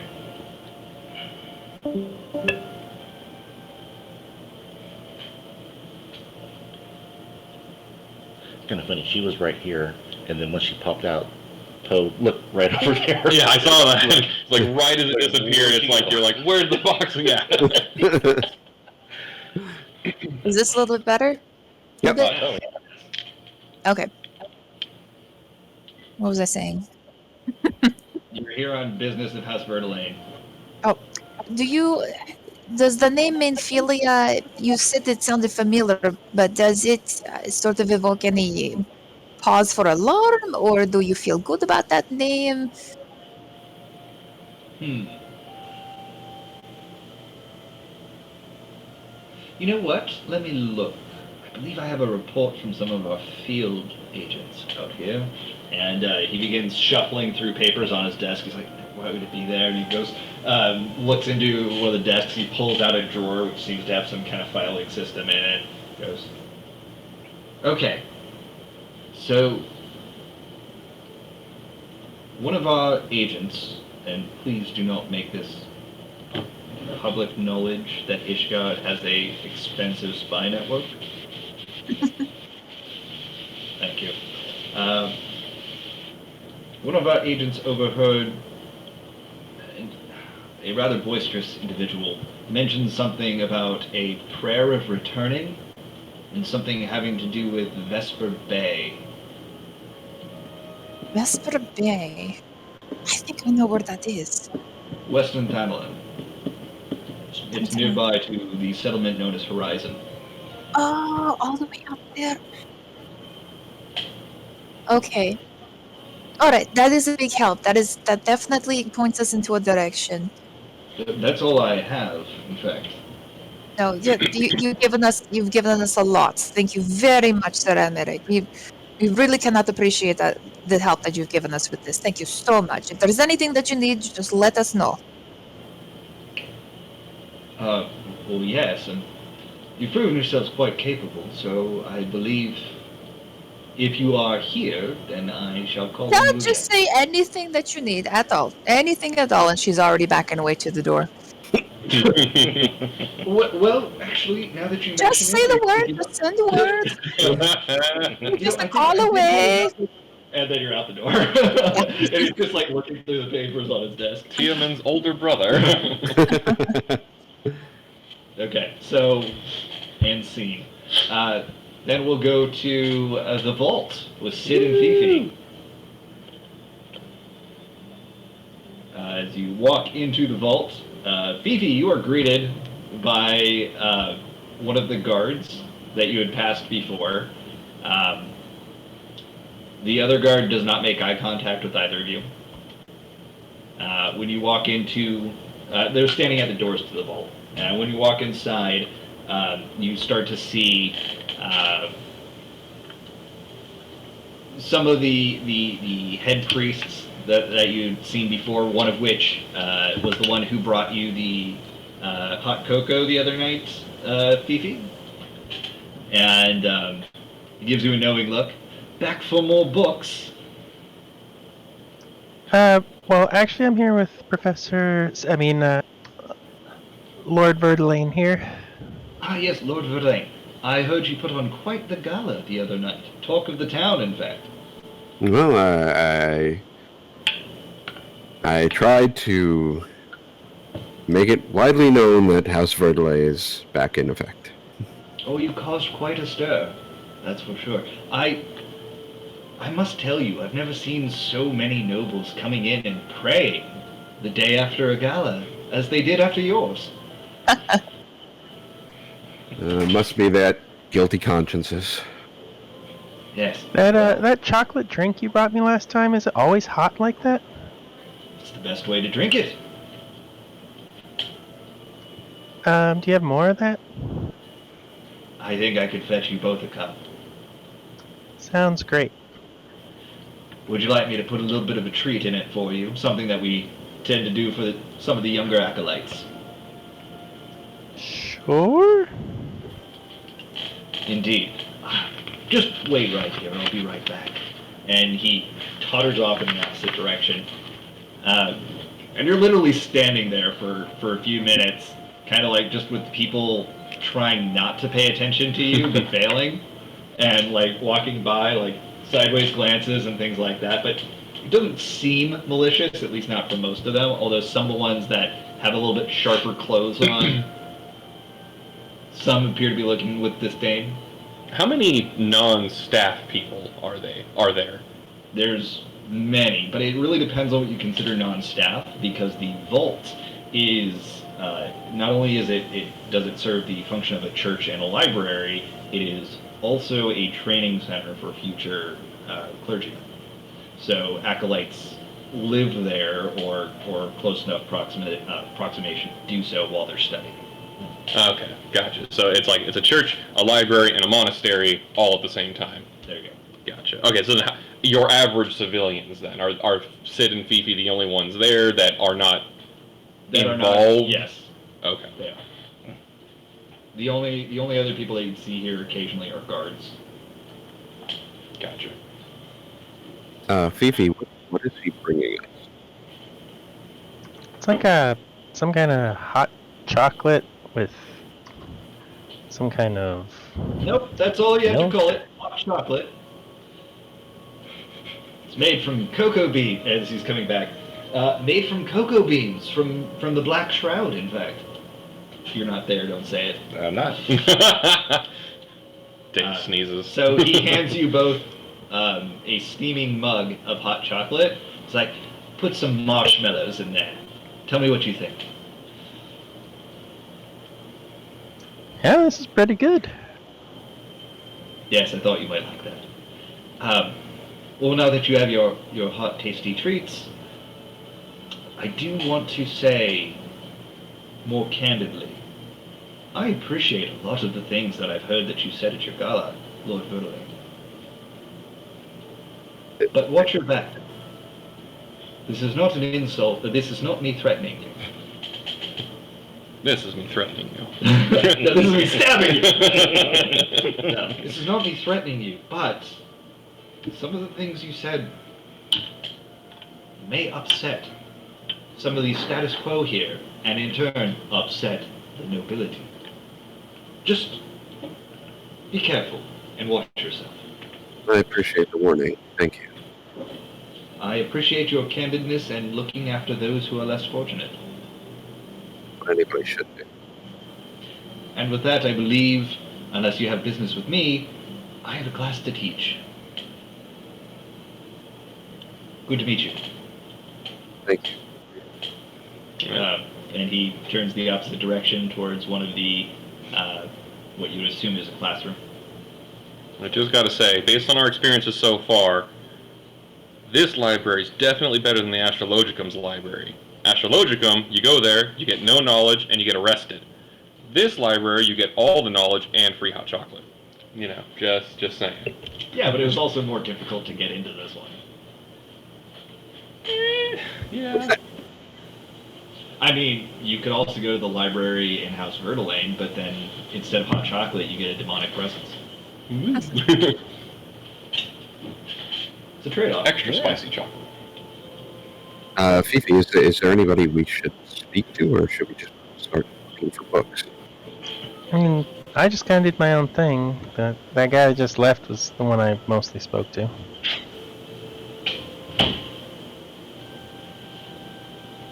You know, as long as we're not going in the restricted section, I think we can just kind of do what we want.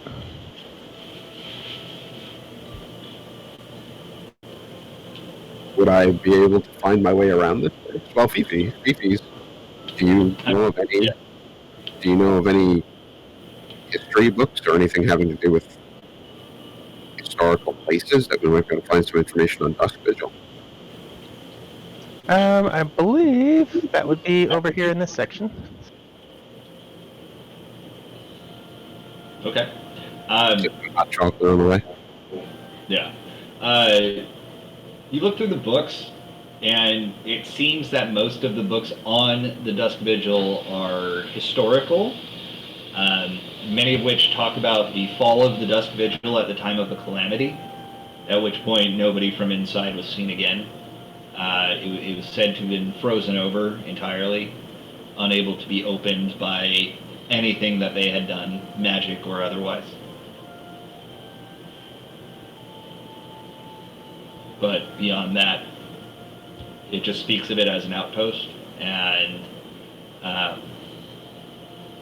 a place of religious study, as well as military. Is there like a librarian desk? An info desk? An info desk? Yes, they use the Is it Demail. Google Run? They use the Durandare decimal system. Oh, sorry, thinking of a B name. No, it's not Moogle Run. Not here. Ishgard's way too serious for that. There are a few people working at the library's desk, most of which seem to be sorting books to put back on shelves. Excuse me. Yes? I just had a question. I know that there are plenty of people here from different walks of life, learning all sorts of different things. I was wondering if there was anybody that specialized in historical places like Dusk Vigil.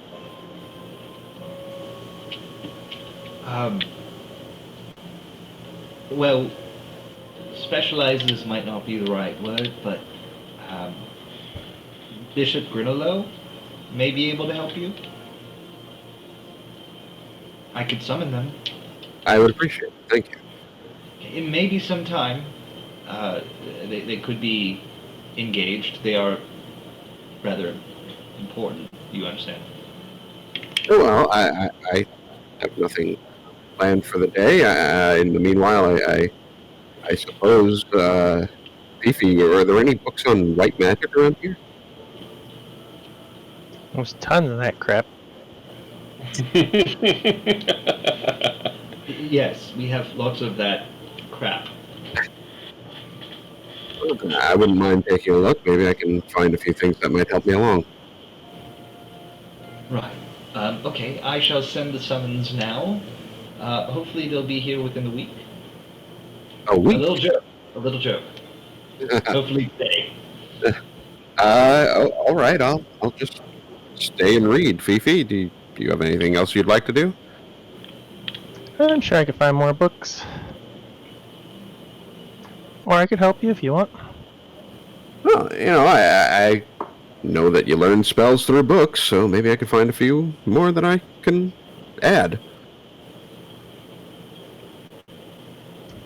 That's what I did.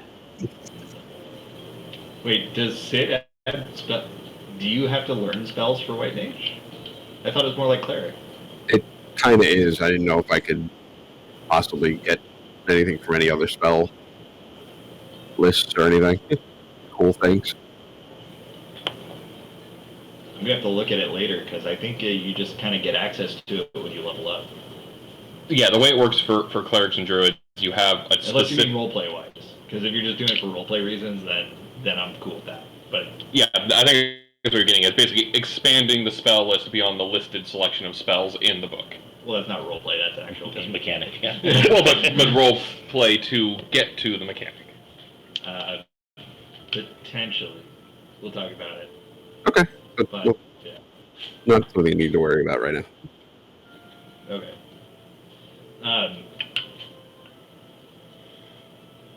Okay, so that's gonna be a little while. So then we turn to our favorite duo. Deus and Millie. Yeah, You arrive at the Garland Ironworks.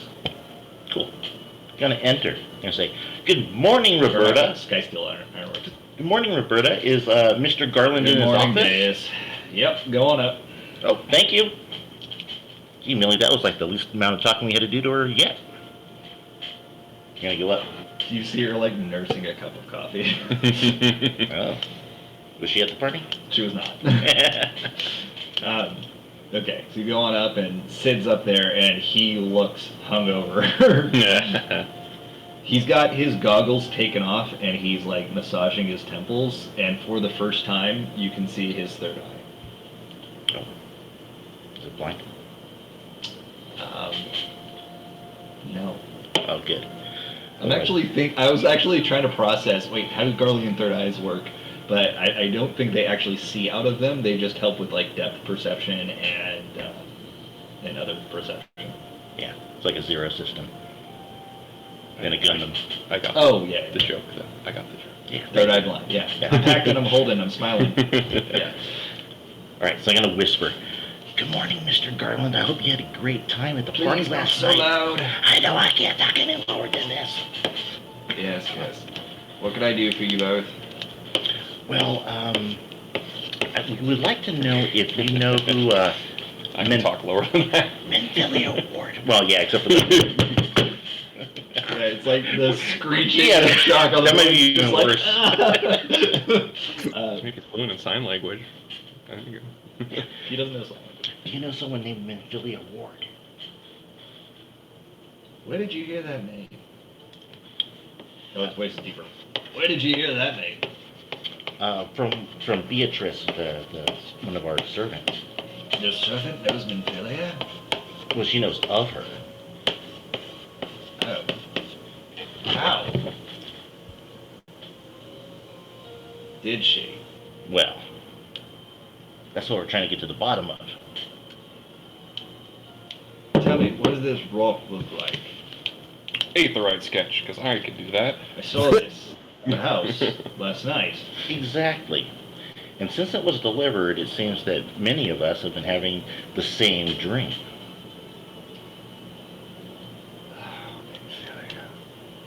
Tell me, have you ever heard of something, a group of people called the Circle of Knowing? I have no knowing of the Circle of Knowing. Right. Do they know about me? Apparently they do. Rats. The Circle of Knowing is a group of individuals who are capable and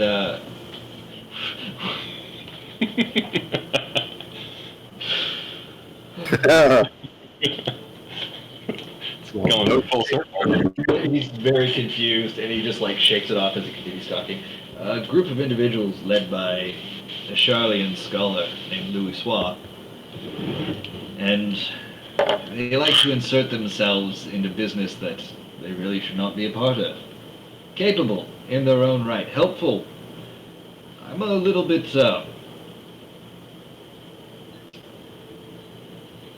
ill at ease with how they fit themselves into politics of nations not their own. I see. I think I spelled that wrong. Menfilia, when I knew her 5 years ago, was a member of the Circle of Knowing, along with Louis Soir and several other individuals. A particular scoundrel, name I can't remember at the moment, tried hitting on every woman he saw. Was his name Genbu? No, Okay. is Genbu like that? Yeah, he can be. I'll tell Roberta to stay away. Why? I don't know why she would have sent you folk that aetherite that you call the rock. But if she's involved, she's probably up to no good. Maybe not evil, but no good. Okay, so not evil, but not good. You like to tread that gray area. Gray area. Yeah. Is that the circle that Millie was talking about? We have a blue area in our It's more basement, like the but that's taint secret. between good and evil.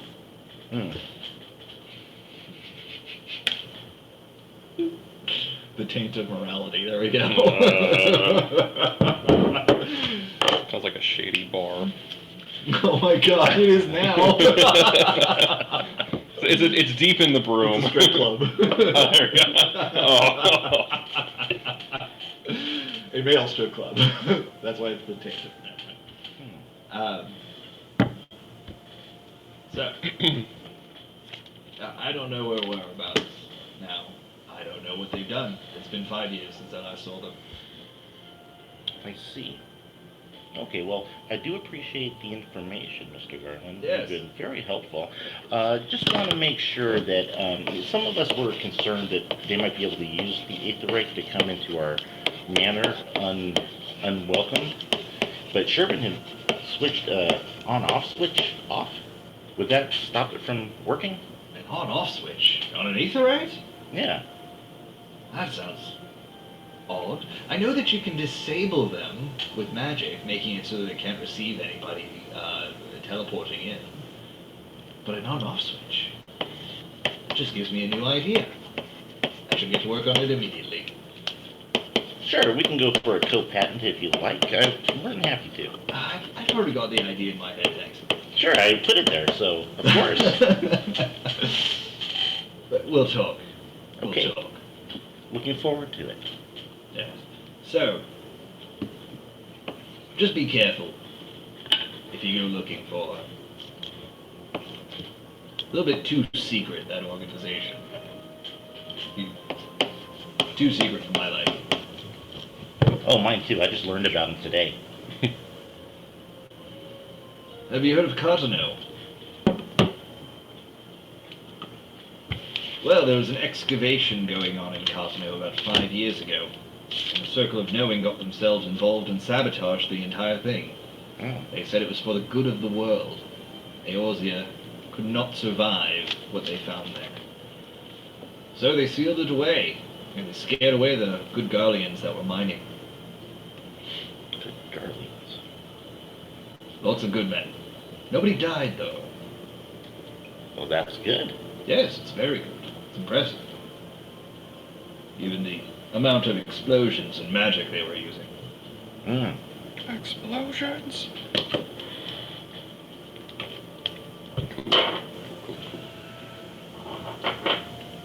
Okay, well, again, appreciate the information, and we shall be Dace, please stop Very shouting. very careful. We shall be very careful. Thank you. Thank you. On your way out, can you ask Roberta to send up a pot of coffee? Certainly. Thank you. I appreciate it. All right, let's go, Millie. Roberta, Sid would like some coffee. She points at her mug. No, he wants a pot coffee. She points at her mug again. Says, "Don't talk to me till I've finished my coffee." Okay, so I'm gonna wait, staring at her until she's done with her coffee. Sid wants some coffee. I understand. She takes another sip. You can go. You sure? Because the mug says I can't. The mug? The mug. Mug. Is there in the immediate vicinity She anything turns it that around. looks there we like where she got the coffee from? Like a small kitchen or kitchenette or something like that? Yeah, right behind her there's a coffee machine. Oh, it's an actual coffee machine? Okay. Never mind. I was going to try to set a tea kettle on the stove as a time bomb. Jesus. To just whistle Just loud. Put a whole bunch of shrapnel. Oh, that's different time bomb. Yeah, then just the time bomb with the boiling water to annoy the two of them Yeah. with their not wanting loud noises. Right. No, it's literally a coffee machine. Doesn't look like our kind of coffee machines, but gets the job done. Try to get some spare mugs around. Yeah, you got to go behind the desk though. I'll go on the desk. Alright, you go right behind the desk. You go underneath the little the flap that they've got there, and Roberta just looks at you like, "The fuck do you think you're doing?" And then just watches you pour a mug of coffee, go back under to the other side. Leave like 2 gil on the counter, just walk out with it. Just shrugs. It's too early for this shit. Score 1 coffee mug. Yeah. 1 coffee mug and lose 2 silver. Okay, so you got your information from Sid. Yep. Yeah, head back. Okay, and Sherbin, are you heading back? Yes. Sometime during this this exchange here, Bishop Grinolo walks into the library, and you see him speaking with the front desk that's up there, and they point in your direction. Oh, quickly, how good was the coffee? Was it like crappy? It's better. Okay. It's not gourmet coffee. No, I was hoping I was like, not it's like either Pulp going to be Fiction. super crappy or it's going to be super fancy espresso because technology. No. It's one or the other. It's dirt water. Basically. All right. Oh my god, that just reminds me. Have you guys watched Ted Lasso or seen any of it? Okay. Sounds familiar. So he's going to drink. He gets offered tea. He's it's a really good show. He's in England for the first time, and somebody there offers tea. He goes, "How do you take your tea?" "Normally, I take it right back up to the counter because there's some giant mistake if they gave me tea when I wanted coffee." And they're like, "Oh, well, we have tea right now." And he's like, "Well, never tried it, but when in England," and he drinks it. He goes, "You know, I always thought that tea would taste just like dirty brown water, and I was right. That is terrible."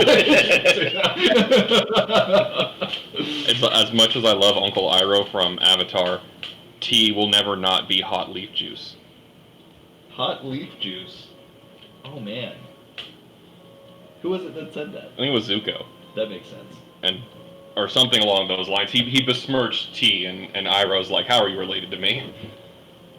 Yeah, that sounds about right. Iroh was the best. Mm-hmm. Okay, so Fifi, I think we're still playing this thing that we don't actually have these items. We're just going to describe them and say either we saw them in text or in passing, maybe. Sounds good. You need the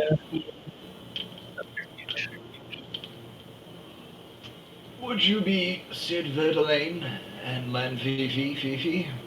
That would be us. Greetings, I am Bishop Grinolo. How may I be of service to you? We have about That's the last name. Land fee. Lanfifi. Shit, sorry. Well, he's old. We'll say it. you see, we actually entered Dusk Vigil on our way here, and His face is like unreadable. He's just listening to you. and there were a couple of artifacts that we saw that we were curious about, and wondered if anybody had any kind of, a very excellent poker face. Is that what you say to him? Yeah. Yes. I'd heard of a group that had entered the Dusk Vigil, trekking across the Curtis Western Highlands on foot. Would that be your group? That would be us. And these objects that you found from within, I'm certain that you did not just look at them. You took them with you, did you not? Your secret's safe with me, if so. We did come across these items, yes. I was really expecting an insight check there, but... I say, believe it or not, straight to jail. Yeah. Straight to jail. Yeah, poor lady. So what are your questions? We came across an orb. It's just pretty much a plain crystalline orb, yeah?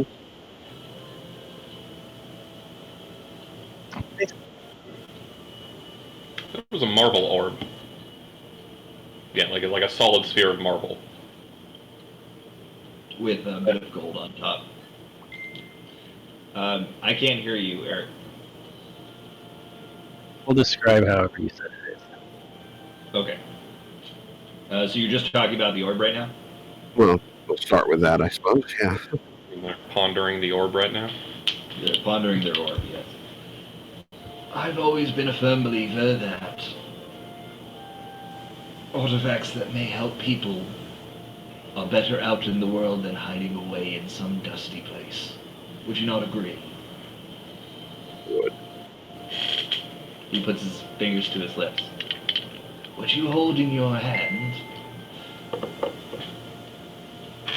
is a sphere of restoration. Someone with knowledge of the curative arts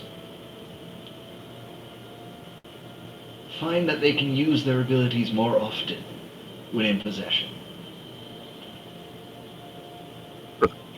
From a practical sense, you may store up to a 3rd level spell in there by casting it at the sphere, and it has to be white magic. Something that you can cast as a white mage, obviously. But Pearl of Power. it's more or less a repurposed Pearl of Power, but specifically Big for fancy white one. mage. Gotcha. So anything 3rd level or below. Correct. Of white mage. Yeah. Sounds like it's right up your alley. That What could else be. did you find? Please, I'd love to see. It was a set of robes. Do you have them with you? We don't. I have them back at the manor. I see. Well, if they are what I am thinking of, and given where you found it, such robes were given to those working on the front lines during wartime.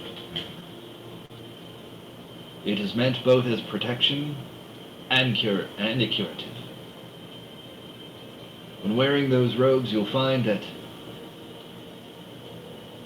blows are more glancing, and your heals are more effective. From a practical standpoint, armor class +1 while wearing the robes. And all healing spells that you do +1 healing per dice roll. Ooh. I like it. Can't spam good berry. Sorry. Once per long rest. You may activate the robe to do that. I realized I was giving you basically a Pathfinder item, which would not be good for this. But the AC is The AC is constant. If I upscale the heal, I could use +1 for any dice, so that I roll like a 3d6 heal.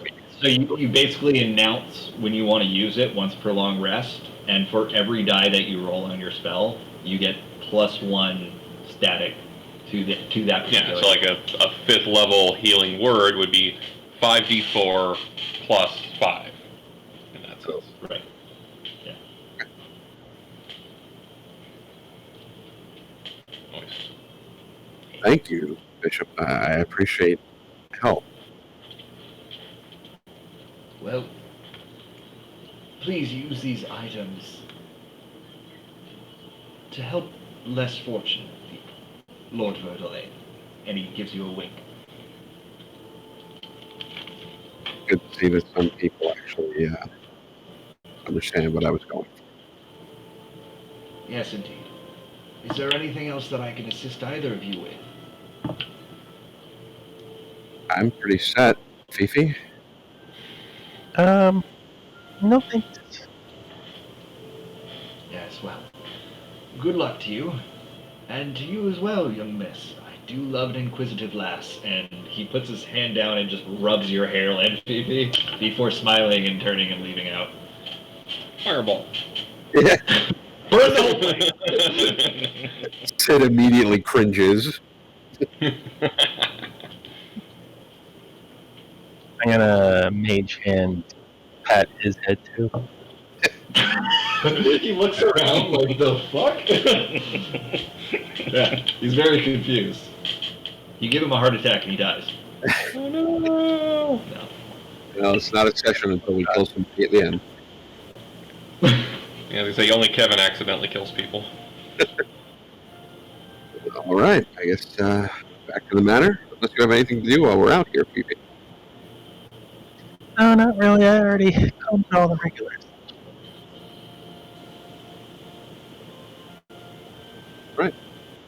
Back to the manor? Okay. Everybody meets back at the manor. Sid and Fifi get there about an hour after the rest of you.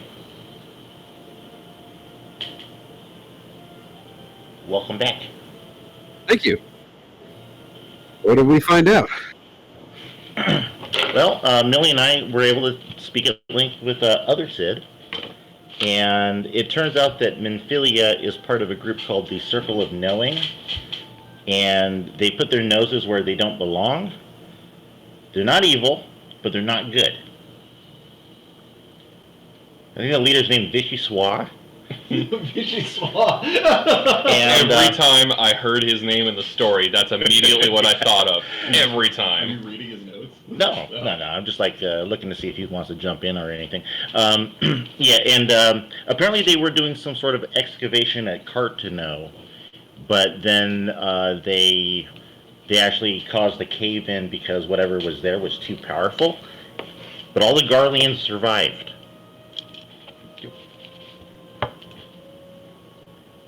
And then I'll leave it to Millie to say something else. You guys are like on the same wavelength.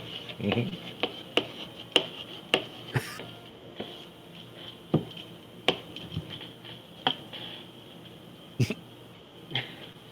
Explosions. Torg. Fuck. I don't know what happened. Visual reaction. Okay. Explosions? It's a group of people? Yeah. That should be your next group's name, the Explosions. Yeah. It's the species of the bomb-oms in Mario. There you go. They're the explosions. I mean, there's bombs in Final Fantasy too. Mm-hmm. Also, Oh, that's right. The cool Yep. floating ones. I love the mount that you can get. yeah, they've got different names. Like there's bomb, there's Balloons. grenade, balloon, Yeah. yeah, all kinds of things, all relating to like the explosive.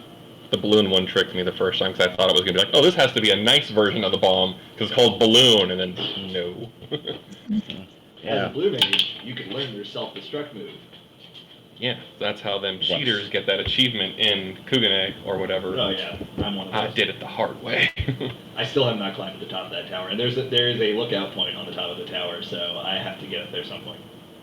Yes, yeah, because there's a lookout point there, and then you jump Something down that to you haven't the. encountered yet, but you get a sightseeing log at some point in Oh. the game, and they send you to actually really awesome looking Oh yeah, locations. that's and it's subtle. It's not necessary by any means, but it's cool. fun. It's a good way to look around the area. Mhm. So you'll see a little circle where there's the location, and then you do like / lookout there, and then you go into your log, and it gives you a little bit of text telling you about the Yeah, area. there's some achievements tied to it. Yeah, and you can get a little penguin, a green penguin that follows you if you get all the ones from ARR.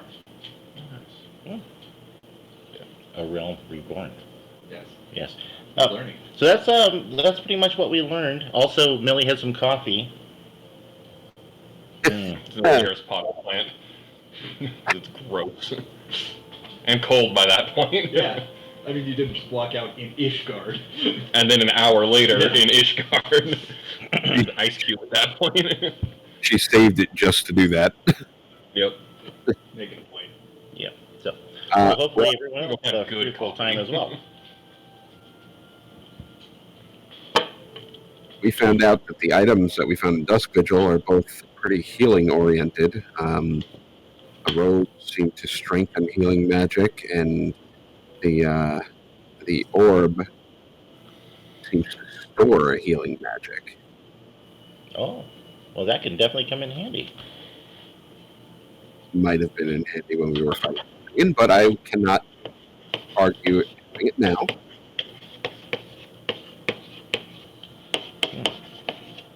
Well, the ropes are definitely not my size, so congratulations, kids. I mean, we could always go to the Magus Sisters. I bet they can take it in. Oh. I think it might be a little more than that. They might also damage whatever healing properties it has there as well. I don't know. I'll just step in. No. Okay. Well, You can only be used by anything interesting? Well, I think it's very safe to say we should keep the drapes or tablecloth on that aetheryte. This Minfilia lady, she's very shady. I was able to talk with Sarah Emmerich, and he has it on good authority that she may be located in a place called Horizon, which is in Sanaland. So if we wanted to take a slight detour from our trip to Gridania, maybe even visit Ulda in the meantime, we could take a visit to Horizon and see if this Minfilia lady is over there. But I would not recommend messing with the Aetherite. All right, I guess now we just have one path, unless we really want a detour, or is it kind of in the same direction? Start going one way and end up the other way.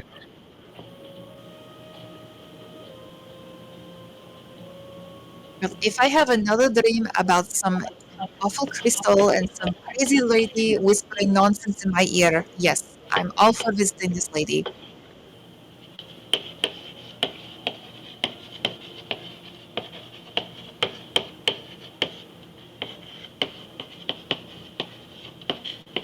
Can I hear somebody mention Thanlin? And Uldan? This is Beatrice. Uh, yes. Oh, if you do go there, you simply must visit the Gold Saucer. I went once as a girl, and I've always wanted to go back. Oh, Beatrice, now you're just being cheeky. Yes, Could you that's my imagine? shoulder. Could you imagine letting Kevin loose in the Gold Saucer? Yes, I think it'd be hilarious. What's Kevin, there's that jump puzzle going on over there. Why don't you go take a whack? I'm just imagining Kevin in the like the Buzz Lightyear game from Disneyland. So he's in the little airship and he has to shoot darts and stuff, but he's on a track the entire time. And then he loses time when he gets off the track and can't find the targets. what's the Gold Saucer? It's an adult recreation area. Children are welcome as well, but adults are going to get the majority of the fun out of it. It's a Some of good the way to gambling lose. can only be done by adults, for example. Yes, it's a good way to lose your hard-earned gil. But you have fun while doing it. You also get to bet on chocobo races. Sherburne just kind of gives her a side eye. Like, bitch, come on. Like, and how often have you visited this place? All right, maybe a little bit more often than I've let on. Mm-hmm. It's been a few years though. Right, and you're not on the yeah. first name basis over there. What a humorous young lady. Yes. Yes, she is.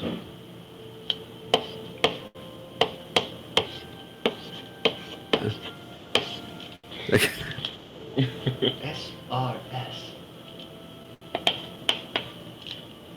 LY. A subtle word that I know.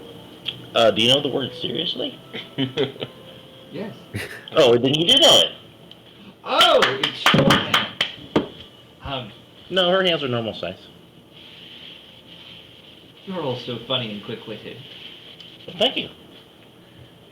Gambling, if you're being serious, gambling is when you wager, so you put up an amount of money that something is going to happen, either for or against what you want, and then if you're right, they give you your money back, plus an equal amount of their money.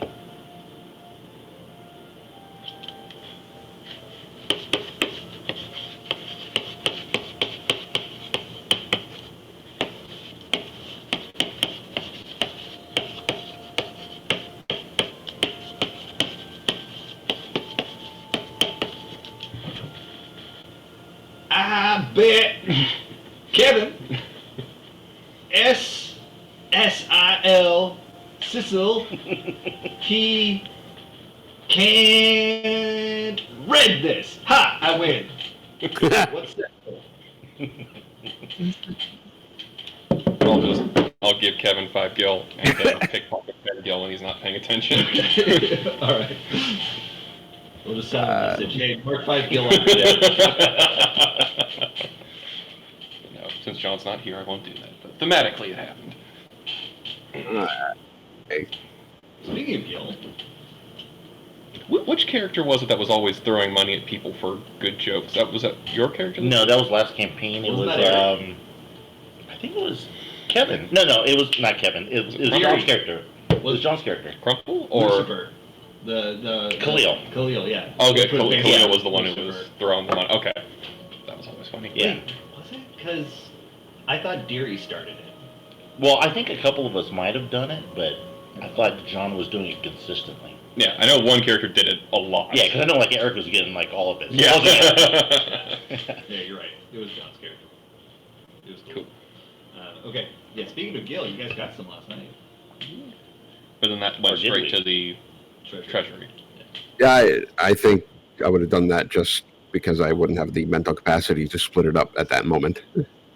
Right.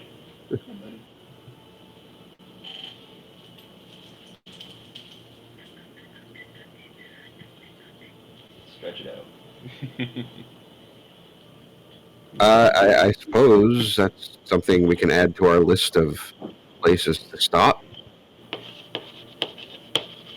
Do bring me back the stuffed Moogle if you go. We come across any Moogles yet?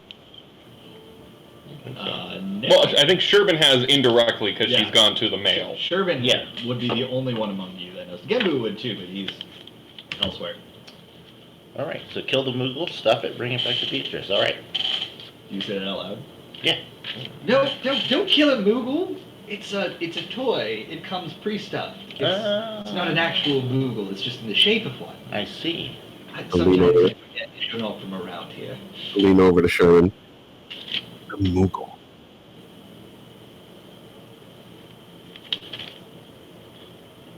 Well, they are. Oh, good. Wait. Would she? Because isn't it in the Final Fantasy XIV lore? Aren't they only able to be seen by certain people? Maybe, but in this game, if they're there, they're there. Okay. Yeah, I think you're right about that, but that's certain species of Moogle in a particular area in Heavensward. Okay. Unless I'm really forgetting. Yeah, because if you can't see where to deliver your mail, that's like Yeah. pretty crazy. Okay. Poor business model. Inti would tell you that. True. No, they're very small, fuzzy creatures. They can fly. They have these little bombs on their heads. They're very cute, very friendly, and very helpful as well. But I wouldn't recommend hunting them. That would be a bad form. Were those like the things that were on your slippers? Yes, good eye. You might even, before we leave, if it's on the way, I can also show you the post Moogle. I use it to send letters. There's one in every major city.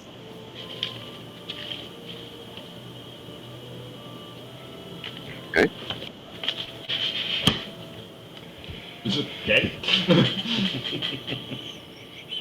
What's the name of the place where the bird eggs are? The Asm Step. AZIM.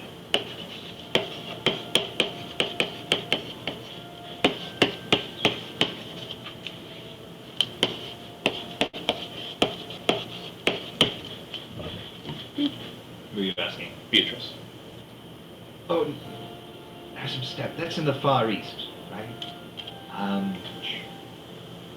Well, not directly. Uldar is landlocked. You could get an airship from Uldar to any of the major cities, though, and Limsa, Leminsa, and Gridania both are by the ocean.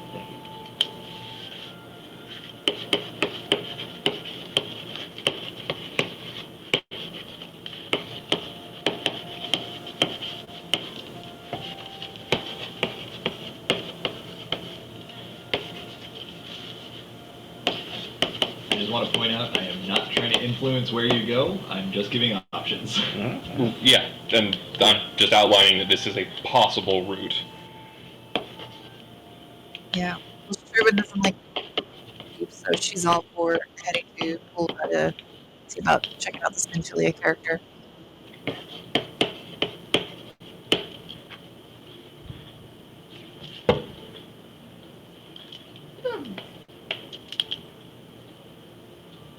That sounds reasonable.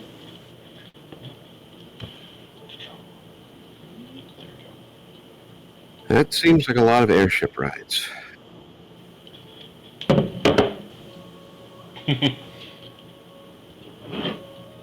3. Because that's 1, that's 2, that's We'll dodge the saucer is an airship ride. 1, 2, 3, boat, Yeah. foot. Yeah. I mean, you also don't have to go to Gridania. You could go to Limsa Liminsa. Right. But just because Gridania was what we had previously settled on. Yeah. Well, yeah, I guess that's an option, even though we're kind of 0 for 1 when it comes to successful airship rides so far. It is true.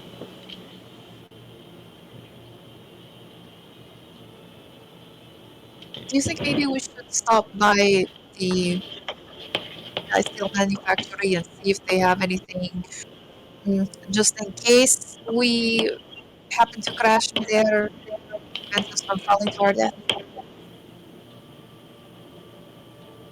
That's a good point.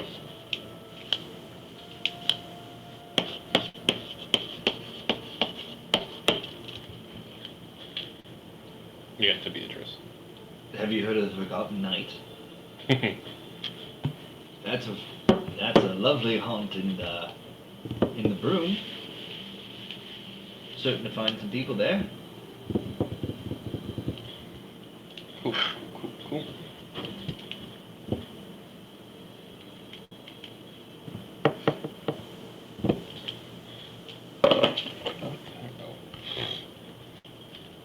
Confused the hell out of me by looking at old notes.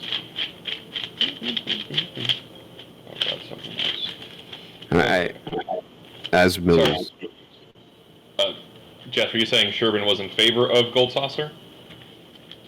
She's accepted that it's most likely going to happen, regardless.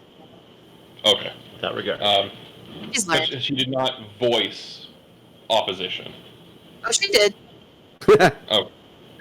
Just for the purposes of the notes. Yeah. She was down with not down with the gambling stuff. Stink eye and all Is she that. down with the sickness? She might be. Sherbin against. Okay.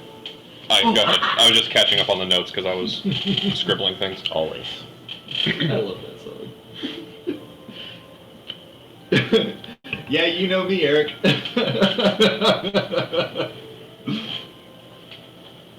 He asked if we're down with OPP. What about PPE? That's very different than OPP. Yeah. I Do don't know what you- that first one means. Listen to the song Down with OPP. It's, what is it, Naughty by Nature? Yeah. Yep. Didn't even know it was a song. Yeah, check it out. OSHA would have a field day with our. So now I feel old. Yeah, right? I do too. Millie should learn how to play that on piano and get somebody to sing it. Once she gets high enough illusions, they can eventually get noise.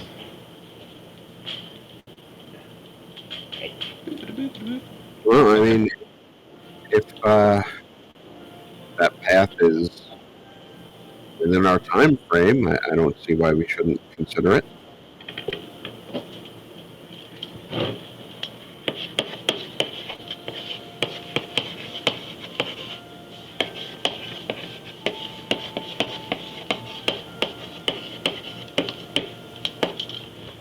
This is to Sherbin.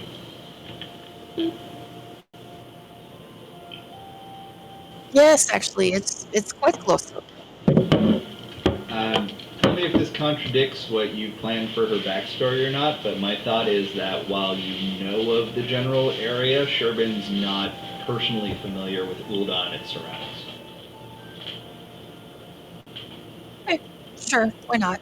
Does that contradict anything that you had written? No, I mean, right now it's sort of kind of playing by ear. She's a gleaner, so she would have done a lot of traveling. So there's some Right. places that she would have seen, but she would have been, I'd imagine she would have been familiar with Ulda. Like, she would have had to have gone to Ulda. Sure, Ulda itself, but maybe the surrounding area is not. Like, I had a layover, but I haven't stepped out of the Yeah. airport. Exactly. Yeah, something like that. I'm okay with that. I just Yeah. Yeah. Sure, you know Ulda. Sure. She went outside of the terminal to have a smoke. Sounds like you talked about experience. Yeah. Some experience. You know, man, how many years has it been for you since you quit smoking and vaping? Oh, well, smoking's been like 8 years. Wow. Yeah. I remember when you did that. You went cold turkey. Yeah. I'm just in shock, as in shock today as I was then. You gotta go cold turkey, otherwise it's not real. Okay. And vaping's been a while too. Yeah, vaping's been like 5 years. John stopped that too, right? Or did he pick that back up? I don't know. He drops it and picks it up so often that I don't know when his last time was. So that'll be to just to the group at large.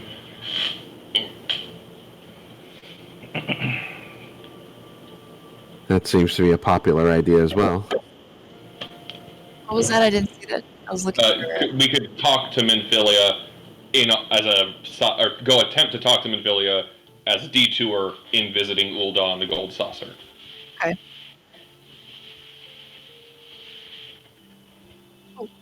You know, actually, I could also send word ahead to one of my husbands. He's actually an adventurer in the Sunderland region. Mm. He's my fourth husband. All right, we'll scout out the area for. I'm never gonna get used to having that multiple husbands thing. But hey, good for you if you're all happy. It's quite convenient. Yeah, you never have to worry about if one of them has that time of the month.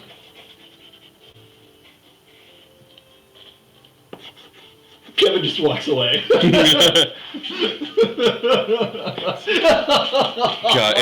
if anyone watched Ben 10, there's a scene in Ben 10 where this guy is like, you gotta treat women like you treat a car. And then a female character just staring daggers at him. He's like, I'm not gonna say any more because I sense I've made a mistake.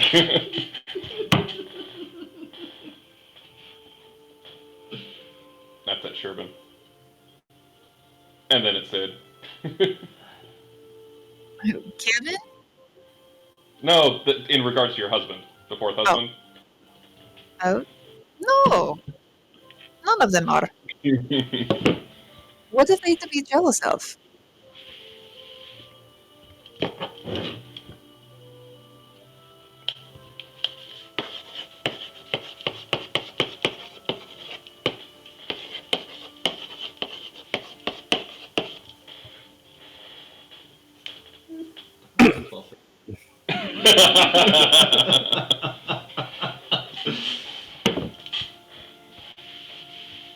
Oh, Millie, you're adorable.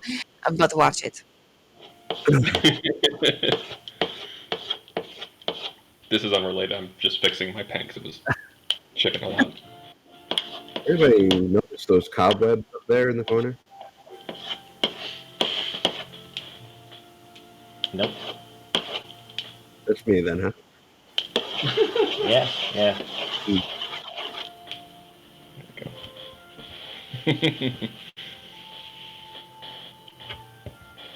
Fun poking concluded.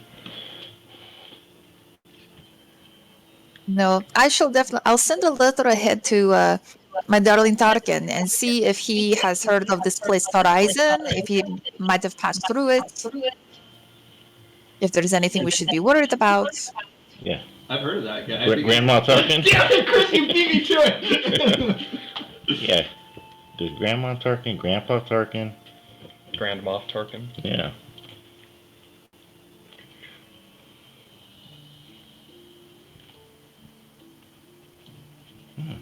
Oh, what's the plan? do we want to do?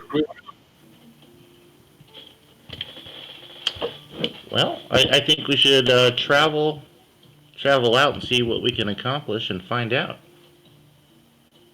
Right. I'll get started on the letter right away, and hopefully by the time we reach Olda, I'll have word from my husband.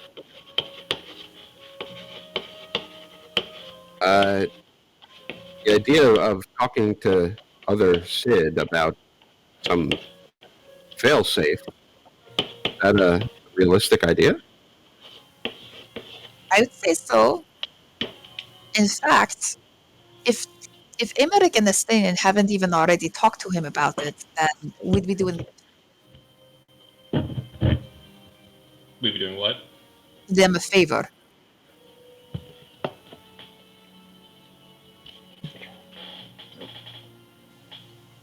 Errands. Yeah. Well, I mean, it makes sense that we can spend a day preparing and then get ready to go bright and early tomorrow, I suppose.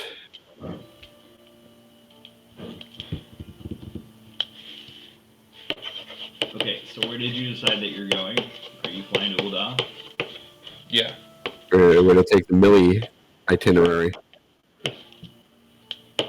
So Ishgard, Ulda, Gold Saucer, maybe Horizon in that same spot before going to Gridania, and then onwards. Yeah. Does Sherman know where Cartano is? I don't know. Your choice. No, since she's only 28, I don't think I'm gonna make her I don't think I'm gonna make her a very seasoned gleaner. Maybe she just started, like it's her third year or something. That would make more sense. Cartno doesn't have a lot there for a gleaner. It's more or less a wasteland at the moment. So. Okay.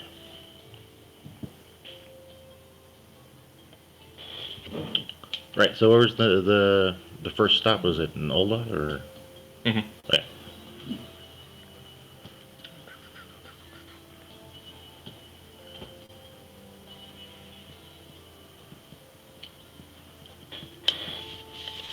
Yeah, Millie will hand over the wind aether crystal to Deus. So if they're going to Sid's, Deus can tinker with that Okay. towards the Kevin flying something. Okay. We're gonna pick that up next week because I am fading fast. I'm exhausted. I barely got sleep last night, and I'm falling asleep sitting here. So Okay. we're gonna pick that up next week. All right. What was the money that came from? During there. Are you counting it now? Yeah. Okay. It was 250 platinum pieces and a large diamond. Look, Durnder was even more generous than Fortom. Stop smoking so much weed if you. They were extra cannibalistic, and we hid the evidence. We have become accessories to murder after the fact. What did you say, Eric? I said don't want to get. You're cutting out. Yeah. He asked if we leveled up. Yes, you leveled up. Oh, that's so perfect with the errands I was running. Yeah. What did you really say though, Eric? No, seriously, you did level up.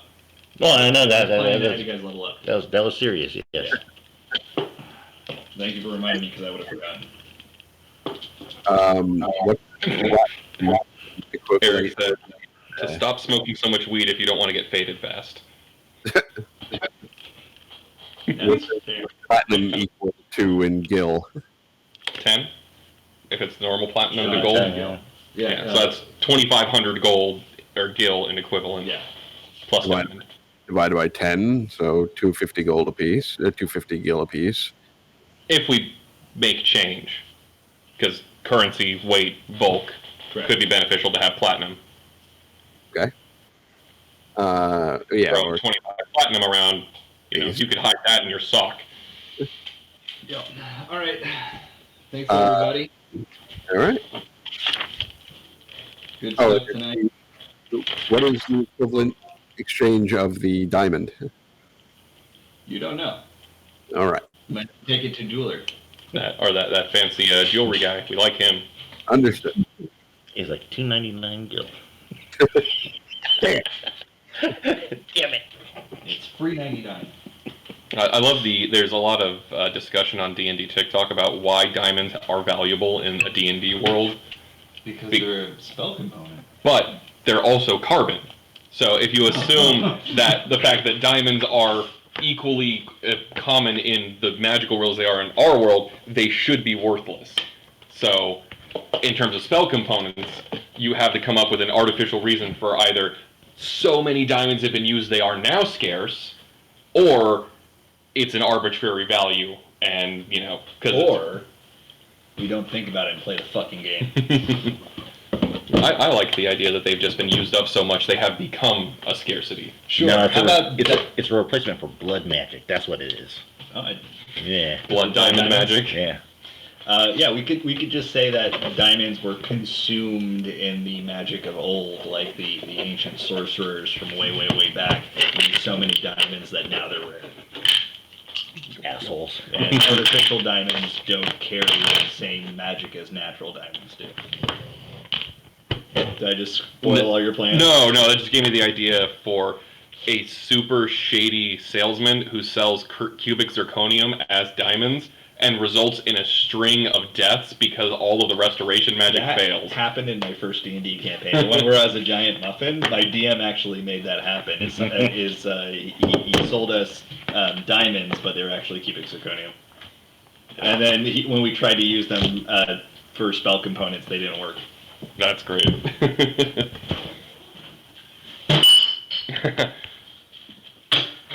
And I like what Jess said. I didn't see. Sid having Sherbin wear a diamond dress was a flex. Yeah. I dig it. Pardon my drip. All right. Well, I gotta take Bob out. Cool. Good night, everyone. All right, bye. Bye. But